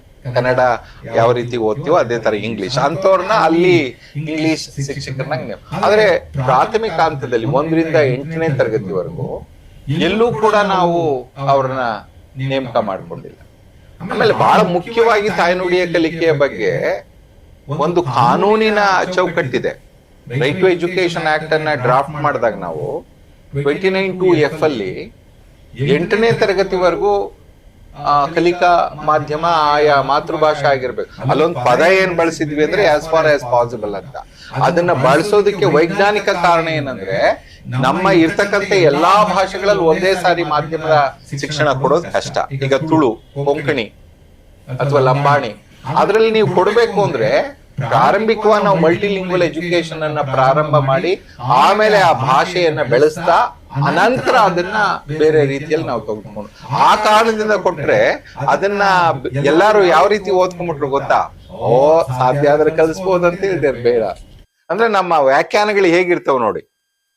ಸೊ ಹಾಗಾಗಿ ಬಹುಶಃ ಇವತ್ತು ನಮ್ಮ ಮುಂದೆ ಇರ್ತಕ್ಕಂಥ ದೊಡ್ಡ ಸವಾಲು ಏನಂದ್ರೆ ಈ ಆಂಗ್ಲ ಭಾಷಾ ಮಾಧ್ಯಮಕ್ಕೆ ಇರೋ ತಪ್ಪು ಕಲ್ಪನೆ ಇದೆಯಲ್ಲ, ಅದನ್ನ ಮೊದಲು ನಾವು ಜನರಿಂದ ತೊಡೆದು ಹಾಕ್ಬೇಕು. ನಾನ್ ಸರ್ ನಿಮ್ಗೆ ಹೇಳ್ತೇನೆ, ಖಾಸಗಿ ಶಾಲೆಗಳ ಒಂದು ಏನು ಎಕ್ಸಾಂಪಲ್ಲೇ ದೊಡ್ಡ ದುರಂತ. ನಿಜವಾಗ್ಲೂ ಖಾಸಗಿ ಶಾಲೆಗಳು ನಾವು ವರ್ಣಿಸೋ ರೀತಿಯಲ್ಲಿ ಇಲ್ಲ ಸರ್. ಅವು ಅಲ್ಲಿ ಮಕ್ಕಳು ಈಗ ನಾನು ಕನ್ನಡ ಶಾಲೆಗಳನ್ನ ಸಂವಿಧಾನದ ತೊಟ್ಟಿಲು ಅಂತ ಕರೀತೇನೆ. ಯಾಕಂದ್ರೆ ಅಲ್ಲಿ ಎಲ್ಲಾ ವರ್ಗದ ಮಕ್ಕಳು ಬರ್ತಾರೆ, ಒಟ್ಟಿಗೆ ಸೇರ್ತಾರೆ, ಒಟ್ಟಿಗೆ ಆಟ ಆಡ್ತಾರೆ, ಒಟ್ಟಿಗೆ ಊಟ ಮಾಡ್ತಾರೆ. ಅದಕ್ಕಿಂತ ಬೆಸ್ಟ್ ವ್ಯವಸ್ಥೆ ಏನಾನ ಇದೆಯಾ ನೀವು ಮಕ್ಕಳನ್ನ ಬೆಳ್ಸಕ್ಕೆ? ಅಲ್ಲಿ ಎಲ್ಲದಕ್ಕೂ ಕೂಡ ತಾರತಮ್ಯ, ಎಲ್ಲವೂ ಕೂಡ ಬೇರೆ ಅನಾರೋಗ್ಯಕರ ಸ್ಪರ್ಧೆಯಲ್ಲಿ ನಡೆಯುತ್ತೆ. ಅವ್ರು ನಮಗ್ ಮಾದರಿ ಅಲ್ವೇ ಅಲ್ಲ. ಭಾರತದಲ್ಲಿ ಏನಾದ್ರೂ ಯಾವ್ದಾನ ಒಂದು ಬೆಂಚ್ ಮಾರ್ಕ್ ಮಾಡ್ತೀವಿ ಅಂದ್ರೆ ಅದು ಬೆಸ್ಟ್ ನಮ್ಮ ಕೇಂದ್ರ ಸರ್ಕಾರ ನಡೆಸ್ತಕ್ಕಂಥ ಕೇಂದ್ರೀಯ ಶಾಲೆಗಳು. ಅದು ಬೆಂಚ್ ಮಾರ್ಕ್, ನಮಗೆ ಬೆಸ್ಟ್ ಸ್ಕೂಲ್ಸ್ ಅವು ಎಲ್ಲಾ ದೃಷ್ಟಿಯಿಂದ, ಇನ್ಫ್ರಾಸ್ಟ್ರಕ್ಚರ್ ದೃಷ್ಟಿಯಿಂದ, ಕಲಿಕೆಯ ದೃಷ್ಟಿ. ನೋಡಿ ಇವತ್ತು ನೀವು IIT, IIM ಅಥವಾ ಲಾ ಸ್ಕೂಲ್ಸ್ ಹೋಗೋ ಒಟ್ಟು ಮಕ್ಕಳ ಇದನ್ನ ತೆಗೆದುಕೊಂಡ್ರೆ ಬಹುತೇಕ ಮಕ್ಕಳು ಅಲ್ಲಿಂದ ಬಂದಿರೋರು, ಕೇಂದ್ರೀಯ ಶಾಲೆಗಳಿಂದ ಅಥವಾ ನಮ್ಮ ನವೋದಯ ಶಾಲೆಗಳಿಂದ. ಯಾವ್ದು ಬೆಂಚ್ ಮಾರ್ಕು? ಆಮೇಲೆ ನಿಮ್ಗೆ ಆಶ್ಚರ್ಯ ಆಗುತ್ತೆ, ಕರ್ನಾಟಕದಲ್ಲಿ ನಾವೇನಾದ್ರೂ ರೈಟ್ ಟು ಎಜುಕೇಶನ್ ಆಕ್ಟ್ ಅನ್ನ ಬಹಳ ಗಟ್ಟಿಯಾಗಿ ಇಂಪ್ಲಿಮೆಂಟ್ ಮಾಡ್ಬಿಟ್ರೆ ಅರ್ಧಕ್ಕರ್ಧ ಖಾಸಗಿ ಶಾಲೆಗಳು ಮುಚ್ಕೊಂಡು ಹೋಗ್ತವೆ. ಯಾಕೆಂದ್ರೆ ಅಲ್ಲಿರೋದು ಒಂದೇ ಇದೆಯಲ್ಲ, ಸೆಕ್ಷನ್ 24, ಪ್ರತಿಯೊಂದು ಶಾಲೆನಲ್ಲಿ ಕಾಂಪಿಟೆಂಟ್ ಕ್ವಾಲಿಫೈಡ್ ಟೀಚರ್ಸ್ ಇರಲೇಬೇಕು. ಅವನ್ ಕನಿಷ್ಠ D.Ed ಅಥವಾ B.Ed ಮಾಡಿರ್ಲೇಬೇಕು. ಬಹುತೇಕ ಖಾಸಗಿ ಶಾಲೆಗಳಲ್ಲಿ ಇಲ್ಲ. ಸರ್ಕಾರಿ ಶಾಲೆಗಳಲ್ಲಿ ಈಗ ಮೊನ್ನೆ ಸುಪ್ರೀಂ ಕೋರ್ಟ್ ಹೇಳಿದೆ, D.Ed B.Ed ಆಗಿದ್ರ ಜೊತೆಗೆ ನೀನೇನ TET ಆಗಿಲ್ಲ ಅಂದ್ರೆ ನಿನ್ಗೆ ಕಂಪಲ್ಸರಿ ಸರ್ವಿಸ್ ಇಂದ ಹೊರಗಡೆ ಕಳಿಸ್ತೇವೆ ಅಂತ. ಅಲ್ಲಿ TETನೂ ಇಲ್ಲ, D.Ed ಇಲ್ಲ, B.Ed ಇಲ್ಲ. ಅದನ್ನ ನಾವು ಬಹಳ ಅತ್ಯುತ್ತಮವಾದಂತ ಶಿಕ್ಷಣ ವ್ಯವಸ್ಥೆ ಅಂತ ಹೇಳ್ತೀವಿ. ಅಂದ್ರೆ ನಮ್ಮ ಏನೋ ಒಂದು ನೋಡಿ ಅರ್ಥೈಸೋದ್ರಲ್ಲಿ ಬಹಳ ದೊಡ್ಡ ಕೊರತೆ ಇದೆ. ಬಹುಶಃ ಈ ರೀತಿಯ ತಪ್ಪು ಕಲ್ಪನೆಗಳನ್ನ ಜನರಲ್ಲಿ ನಾವು ತೊಡೆದು ಹಾಕ್ಲಿಕ್ಕೆ ಸಾಧ್ಯ ಆದ್ರೆ ಬಹುಶಃ ದೊಡ್ಡ ಮಟ್ಟದಲ್ಲಿ ನಮ್ಮ ತಾಯ್ನುಡಿ ಕಲಿಕೆಯನ್ನ ಮಾತ್ರ ಅಲ್ಲ, ಸಾರ್ವಜನಿಕ ಶಿಕ್ಷಣ ವ್ಯವಸ್ಥೆಯನ್ನ ಸಾರ್ವಜನಿಕ ಶಿಕ್ಷಣ ವ್ಯವಸ್ಥೆ ನಿಜಕ್ಕೂ ಕೂಡ ಒಂದು ನಾಡಿನ ಭದ್ರ ಬುನಾದಿ. ಅದನ್ನ ಗಟ್ಟಿ. ಈಗ ಅಮೆರಿಕ ಬಗ್ಗೆ ಅಷ್ಟು ಮಾತಾಡ್ತೇವೆ, ಏನ್ ಅಮೆರಿಕನ ಹಾಡು ಹೊಗಳ್ತೇವೆ, ಆದ್ರೆ ಅಮೆರಿಕಾದಲ್ಲಿ ಇರೋದು ಇವತ್ತಿಗೂ ಕೂಡ ಕಾಮನ್ ಸ್ಕೂಲ್ ಸಿಸ್ಟಮ್. ಆ ನೆರೆಹೊರೆಯಲ್ಲಿರೋ ಶಾಲೆ ಅಲ್ಲಿ ಹೋಗ್ಬೇಕು ಅವನು, ಯಾರೇ ಆದ್ರೂ. ಅಕಸ್ಮಾತ್ ಅವನಿಗೇನ ಬೇರೆ ನೆರೆಹೊರೆ ಶಾಲೆ ಇಷ್ಟ ಆದ್ರೆ ಅವನು ಅಲ್ಲಿ ಹೋಗ್ಬೇಕು, ಮನೆ ಚೇಂಜ್ ಮಾಡ್ಕೊಂಡು. ಆದ್ರೆ ನಾವೇನ್ ಮಾಡ್ತಿದೀವಿ, ಇರೋ ನೆರೆಹೊರೆ ಶಾಲೆನ ಮುಚ್ಚಿ ಚಂದ್ರಲೋಕಕ್ಕೆ ಕರ್ಕೊಂಡು ಹೋಗ್ತಾ ಇದ್ದೇವೆ. RTE ಹೇಳ್ತಕ್ಕಂಥದ್ದು ಮೊದಲನೇ ಪ್ರಾಥಮಿಕ ಶಾಲೆ should be within 1 kilometre walking distance. ನಾವೆಲ್ಲ ಶಾಲೆಗೆ ಹೋದಾಗ ಬೆಳಗ್ಗೆನೆ ಬಿಟ್ಬಿಡ್ತಿದ್ವಿ 8:30-9ಕ್ಕೆ. ಅಲ್ಲೆಲ್ಲ ನೇರ್ಲೆ ಹಣ್ಣು ಕಿತ್ಕೊಂಡು ಬೇರೆ ಹಣ್ಣೆಲ್ಲ ತಿನ್ಕೊಂಡು ಸರಿಯಾದ ಸಮಯಕ್ಕೆ ಶಾಲೆಗೆ ಹೋಗ್ತಾ ಇದ್ವಾ. ಅಲ್ಲೆಲ್ಲ ಕಲ್ತು ಬಂದ್ಮೇಲೆ ಅಲ್ಲೆಲ್ಲೋ ಕೆರೆ ಹುಡ್ಕೊಂಡು ಈಜಾಡಿ ಆಟ ಆಡಿ ಎಷ್ಟು ಆ ಶಾಲೆ ಅನ್ನೋದು ಅಷ್ಟು ಸಂತೋಷ ನೀಡ್ಬೇಕಲ್ವಾ. ನಿಮ್ಗೆ ಶಾಲೆ ಅನ್ನೋದು ಒಂದು ರೀತಿ ಕ್ರೌರ್ಯ, ಶಿಕ್ಷೆ ಅನ್ನೋ ರೀತಿಯಲ್ಲಿ ನಾವು ಮಾಡಿಟ್ಟಿದ್ದೇವೆ. ಅದನ್ನ ನಾವು ಉತ್ತಮ ಶಿಕ್ಷಣ ವ್ಯವಸ್ಥೆ ಅಂತ ಕರೆದ್ರೆ ನೀಟೀಗ ಏನಾಯ್ತಲ್ಲ, ಅದರ ದೊಡ್ಡ ಹಿಂದಿನ ಕರ್ಮಕಾಂಡನೇ ಈ ಕೋಚಿಂಗ್ ಸಿಸ್ಟಮ್. ನೋಡಿ ಅವ್ರು ಎಷ್ಟು 2028 ಅವರ ಒಟ್ಟು ಏನೋ ವಹಿವಾಟು 2.98 ಲಕ್ಷ ಕೋಟಿ ಅಂತೆ ವಹಿವಾಟು. ಸೊ ವಹಿವಾಟು ಒಂದ್ ಕಡೆ ಮಾಫಿಯಾ ಒಂದ್ ಕಡೆ ಪ್ರಶ್ನೆ ಪತ್ರಿಕೆಯ ಸೋರು. ಇದು ಈ ಸಂಬಂಧ, ಈ ವಿಷಯ ಸರ್ಕಲ್ ಇಂದ ನಾವು ಹೊರಗಡೆ ಬರ್ಬೇಕು ಅಂದ್ರೆ ನಿಜವಾಗ್ಲೂ ನಾವು ನಮ್ಮ ಮಾತೃಭಾಷೆಯಲ್ಲಿ ತಾಯ್ನುಡಿಯ ಕಲಿಕೆಯನ್ನ ಗಟ್ಟಿಗೊಳಿಸ್ಕೋಬೇಕು. ಮತ್ತು ಅಡ್ಮಿಷನ್ಸು ಕ್ವಾಲಿಫೈಯಿಂಗ್ ಎಕ್ಸಾಮ್ ಅನ್ನ ಆಧರಿಸಿರ್ಬೇಕು. ನೀವು ಮಾಡೋ ಬೇರೆ ಪರೀಕ್ಷೆ ಅಲ್ಲ. ಈಗ PUC ಆದ ನಂತರ ನಾನೆಲ್ಲ ಹೋದ್ವಾಗ ಇಂಜಿನಿಯರಿಂಗ್ ಆಗ್ಲಿ ಮೆಡಿಕಲ್ ಆಗ್ಲಿ ನಾವು ಸೇರ್ಕೊಳ್ತಾ ಇದ್ದಿದ್ದು PCMB ತಗೊಂಡಿದ್ರೆ ಆ CBZ ಅನ್ನ ನೋಡಿ ಮೆಡಿಕಲ್ಗೆ ಹೋಗ್ತಾ ಇದ್ವಿ, PCM ಅನ್ನ ನೋಡಿ ಇಂಜಿನಿಯರಿಂಗ್ ಹೋಗ್ತಾ ಇದ್ವಿ. ಅವರೇ ತಾನೇ ಭಾರತದಲ್ಲಿ ಇವತ್ತು ಆ ಇಂಜಿನಿಯರ್ಸು ಡಾಕ್ಟರ್ಸೇ ತಾನೇ ಒಂದು ಭವ್ಯವಾದ ಕಟ್ಟಡಗಳನ್ನೆಲ್ಲ ಕಟ್ಕೊಟ್ಟಿದ್ದು. ನೀವು ಅದನ್ನ ಆಮೇಲೆ ಈ ಮೆಡಿಕಲ್ ಕಾಲೇಜ್ ಸ್ಥಾಪನೆ ಮಾಡೋನ್ ನಾನು, ಮೂಲಭೂತ ಫೆಸಿಲಿಟಿ ಕೊಡೋನ್ ನಾನು, ಬಟ್ ಸೀಟ್ ಹಂಚಕ್ ಮಾತ್ರ ನಾನು ಬರ್ತೀನಿ ಅಂದ್ರೆ ಅದು ಯಾವ ರೀತಿಯ ನ್ಯಾಯ? ಜಸ್ಟಿಸ್ ರಾಜನ್ ಕಮಿಟಿ ಮಾಡಿದ್ರು ತಮಿಳ್ನಾಡಲ್ಲಿ. ಆ ಕಮಿಟಿ ಏನ್ ಹೇಳ್ತು ಅಂದ್ರೆ, ಆರೋಗ್ಯ ವ್ಯವಸ್ಥೆ ಹೇಗಿರ್ಬೇಕು ಅಂತ ನೋಡ್ಕೋಬೇಕಾದ್ದು ರಾಜ್ಯ, ಎಲ್ಲಿ ಯಾವ ತರದ ಡಾಕ್ಟರ್ಸ್ ಬೇಕು ಅಂತ ಪ್ಲಾನಿಂಗ್ ಮಾಡ್ಬೇಕಾಗಿರೋದು ರಾಜ್ಯ. ನೀವ್ ಯಾಕಂದ್ರ ನಿಮ್ಮ ಸುಬರ್ದಿತ್ತು. ಅದಕ್ಕೇನೆ education in the concurrent list. ಮತ್ತೆ ಎಲ್ಲೋ ಒಂದ್ ಕಡೆ ಈ ಶಿಕ್ಷಣನ ಮತ್ತೆ ಸ್ಟೇಟ್ ಲಿಸ್ಟ್ ತರಬೇಕು. ಅದ 76ರಲ್ಲಿ 42nd ತಿದ್ದುಪಡಿ ಮೂಲಕ ಅಲ್ಲಿ ಹೋಗ್ಬಿಟ್ಟಿದೆ. ಮೊದಲು ಸ್ಟೇಟ್ ಲಿಸ್ಟ್ ಅಲ್ಲೇ ಇದ್ದಿದ್ದದು. ಸೊ ಹಾಗಾಗಿ ಬಹುಶಃ ಅದನ್ನ ತಂದ್ರೆ ನಾವ್ ಇನ್ನೂ ಈ ತರದ ತೀರ್ಮಾನಗಳನ್ನ ಗಟ್ಟಿ ಮಾಡ್ಲಿಕ್ಕೆ ಸಾಧ್ಯ. ಹಾಗಾಗಿ ಕೆಲವು ಮಿಥ್ಯಗಳಿದಾವೆಲ್ಲ. ಇಂಗ್ಲಿಷನ್ನ ಪ್ರಾರಂಭ ಮಾಡ್ಬಿಡ್ಬೇಕು.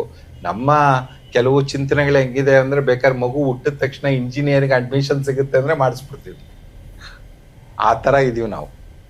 ಅದಕ್ಕೇನೆ best interest of the child should be the guiding principle for all our decisions. ಆ ರೀತಿನಲ್ಲಿ ಯೋಚನೆ ಮಾಡಲಿಕ್ಕೆ ಬಹುಶಃ ತಾಯ್ನುಡಿ ಕಲಿಕೆಯ ಒಂದು ಡಿಬೇಟ್ ಅನ್ನ ನಾವು ಮತ್ತೆ ಮುಂದೆ ತೆಗೆದುಕೊಂಡು ಹೋಗ್ಬೇಕು. ಆದಷ್ಟು ಈ ಡಿಬೇಟು ಹಳ್ಳಿಗೂ ತಲುಪಬೇಕು. ಎಷ್ಟೋ ಜನ ತಪ್ಪು ಕಲ್ಪನೆಯಿಂದ ಅಲ್ಲಿ ಕಳಿಸ್ತಾ ಇದ್ದಾರೆ. ಆಮೇಲೆ ಅಧ್ಯಯನಗಳಾಗಿದ್ದಾವೆ, ಅಲ್ಲೋದವ್ರಿಗೆ ಕನ್ನಡನೂ ಬರಲ್ಲ, ಇಂಗ್ಲಿಷು ಬರಲ್ಲ ಸರಿಯಾಗಿ. ಈಗ ನಾವಾದ್ರೂ ಎಷ್ಟೋ ನಮ್ಮ ವ್ಯವಹಾರ ಜ್ಞಾನ ತುಂಬಾ ಅದ್ಭುತವಾಗಿದೆ, ನಾವೆಲ್ಲೋದ್ರೂ ಮ್ಯಾನೇಜ್ ಮಾಡ್ಕೊಂಡು ಬರ್ತೇವೆ. ಅವರೊಂಥರ ಬಹಳ ಬೇಗ ಡಿಪ್ರೆಷನ್ಗೆ ಹೋಗ್ಬಿಡ್ತಾರೆ. ಅವ್ರಿಗೆ ನಾವು ಬೇಸಿಕ್ ಸ್ಕಿಲ್ಸನ್ನೇ ಕಲ್ಸಲ್ಲ. ಆಕ್ಚುಲ್ ಆಗಿ ಬ್ಲೂಮ್ಸ್ ಟ್ಯಾಕ್ಸಾನಮಿ ಆಫ್ ಎಜುಕೇಶನ್ ಬರೆದಾಗ ಅವನು ಮುಖ್ಯವಾಗಿ 3 ಏರಿಯಾಸ್ ಅನ್ನ ಗುರುತಿಸಿದ್ದ. ಒಂದು ಕಾಗ್ನೇಟಿವ್. ಬಟ್ ಕಾಗ್ನೇಟಿವ್ ಅಷ್ಟಿದ್ರೆ ಸಾಲಲ್ಲ. ನೀನೇನಿಲ್ಲಿ ಕಲಿತೀಯ ಜ್ಞಾನ, ಅದು ನಿನ್ನ ಅಫೆಕ್ಟಿವ್ ಡೊಮೈನ್ಗೆ ಬರಬೇಕು. ಅದು ನಿನ್ನನ್ನು ಪರಿವರ್ತನೆ ಮಾಡಬೇಕು. ಆ ಪರಿವರ್ತನೆ ಮಾಡಿದ್ರೆ ನೀನು ಒಳಗಡೆ ಇಟ್ಕೊಂಡ್ರೆ ನಮ್ಗೇನು ಆ ಪರಿವರ್ತನೆ ಆಗಿರೋದು ಕಾಣಬೇಕು ನಿನ್ನ ಸಮಾಜದಲ್ಲಿ ನೀನು ಹೆಂಗೆ. ಅದನ್ನೇ ಸೈಕೋಮೋಟರ್ ಸ್ಕಿಲ್ಸ್ ಅಂತ ನಾವು ಕರೆಯೋದು. ಹೆಣ್ಣಿಗೆ ಸಮಾನತೆ ಕೊಡಬೇಕು ಅಂತ ಇಲ್ಲೇನೋ ಕಲ್ತ್ಕೊಂಡು ಇಲ್ಲ ಅದನ್ನ ಪರಿವರ್ತನೆ ಮಾಡ್ಕೊಳ್ದೆ ದಿನ ಹೋಗಿ ನಾನು ಹೆಂಡತಿಗೆ ಅಬ್ಯೂಸ್ ಮಾಡ್ತಾ ಇದ್ರೆ, ಹೊಡಿತಾ ಇದ್ರೆ, ಏನು ನಿನ್ನ ಜ್ಞಾನಕ್ಕೂ ನಿನ್ನ ಪರಿವರ್ತನೆಗೂ ನೀನ್ ಮಾಡ್ತಿರೋದಕ್ಕೂ ಒಂದಕ್ಕೊಂದು ಸಂಬಂಧ. ಜ್ಞಾನದಲ್ಲಿ ಅದಕ್ಕೇನೆ ಗಾಂಧೀಜಿ 3 R's ಒಪ್ಲಿಲ್ಲ. ರೀಡಿಂಗ್, ರೈಟಿಂಗ್, ನ್ಯೂಮರ್. ಗಾಂಧೀಜಿ ಹೇಳಿದ್ದು 3H: head, heart and hands. ಆ ಕಲ್ಪನೆ ಅವರು ಇಡೀ basic education. Gandhi basic education ಅದ್ಭುತವಾದ ಕಲ್ಪನೆ. ಇವತ್ತು ಕೂಡ ಅದನ್ನೇನಾದ್ರೂ ನಾವು ತರ್ಲಿಕ್ಕೆ ಸಾಧ್ಯ ಆದ್ರೆ, ಅವ್ರು ನೋಡಿ ಶ್ರಮ ಮತ್ತು ಕಲಿಕೆಯನ್ನ ಒಗ್ಗೂಡಿಸ್ತಾರೆ ಅವರು. ಆ ಒಂದು ಪ್ರತಿಯೊಂದು ಶಾಲೆನಲ್ಲೂ ಒಂದಷ್ಟು ಜಮೀನು ಇರಬೇಕು, ಅಲ್ಲಿ ವ್ಯವಸಾಯ ಮಾಡಬೇಕು, ಬೆಳಿಬೇಕು, ಆ ಬೆಳೆಯನ್ನ ಆ ಶಾಲೆಗಳು ಉಪಯೋಗಿಸ್ಬೇಕು. ಕೊನೆಗೆ ಸಾಧ್ಯ ಆದ್ರೆ ಆ ಶಾಲೆ ಸಂಪೂರ್ಣವಾಗಿ ಸ್ವಾವಲಂಬನೆ ಆಗಿರ್ಬೇಕು. ಎಂತ ಒಳ್ಳೆ ಕಲ್ಪನೆ. ಸೊ ಹಾಗಾಗಿ ಬಹುಶಃ ಫಣೀಶ್ರವರು ಉತ್ತಮವಾದಂತ ಕೆಲಸವನ್ನ ಮಾಡಿದ್ದಾರೆ. ಬಹುಶಃ ನಾವು ಇವತ್ತೆಲ್ಲರೂ ಕೂಡ ಬಹಳ ಒದ್ದಾಡ್ತಿದ್ದೇವೆ. ಎಷ್ಟು ಹೋರಾಟ ಮಾಡ್ತಿರೋದು ಈ ಕಲಿಕಾ ಮಾಧ್ಯಮ ಕನ್ನಡ ಆಗಿರ್ಬೇಕು ಅಂತ.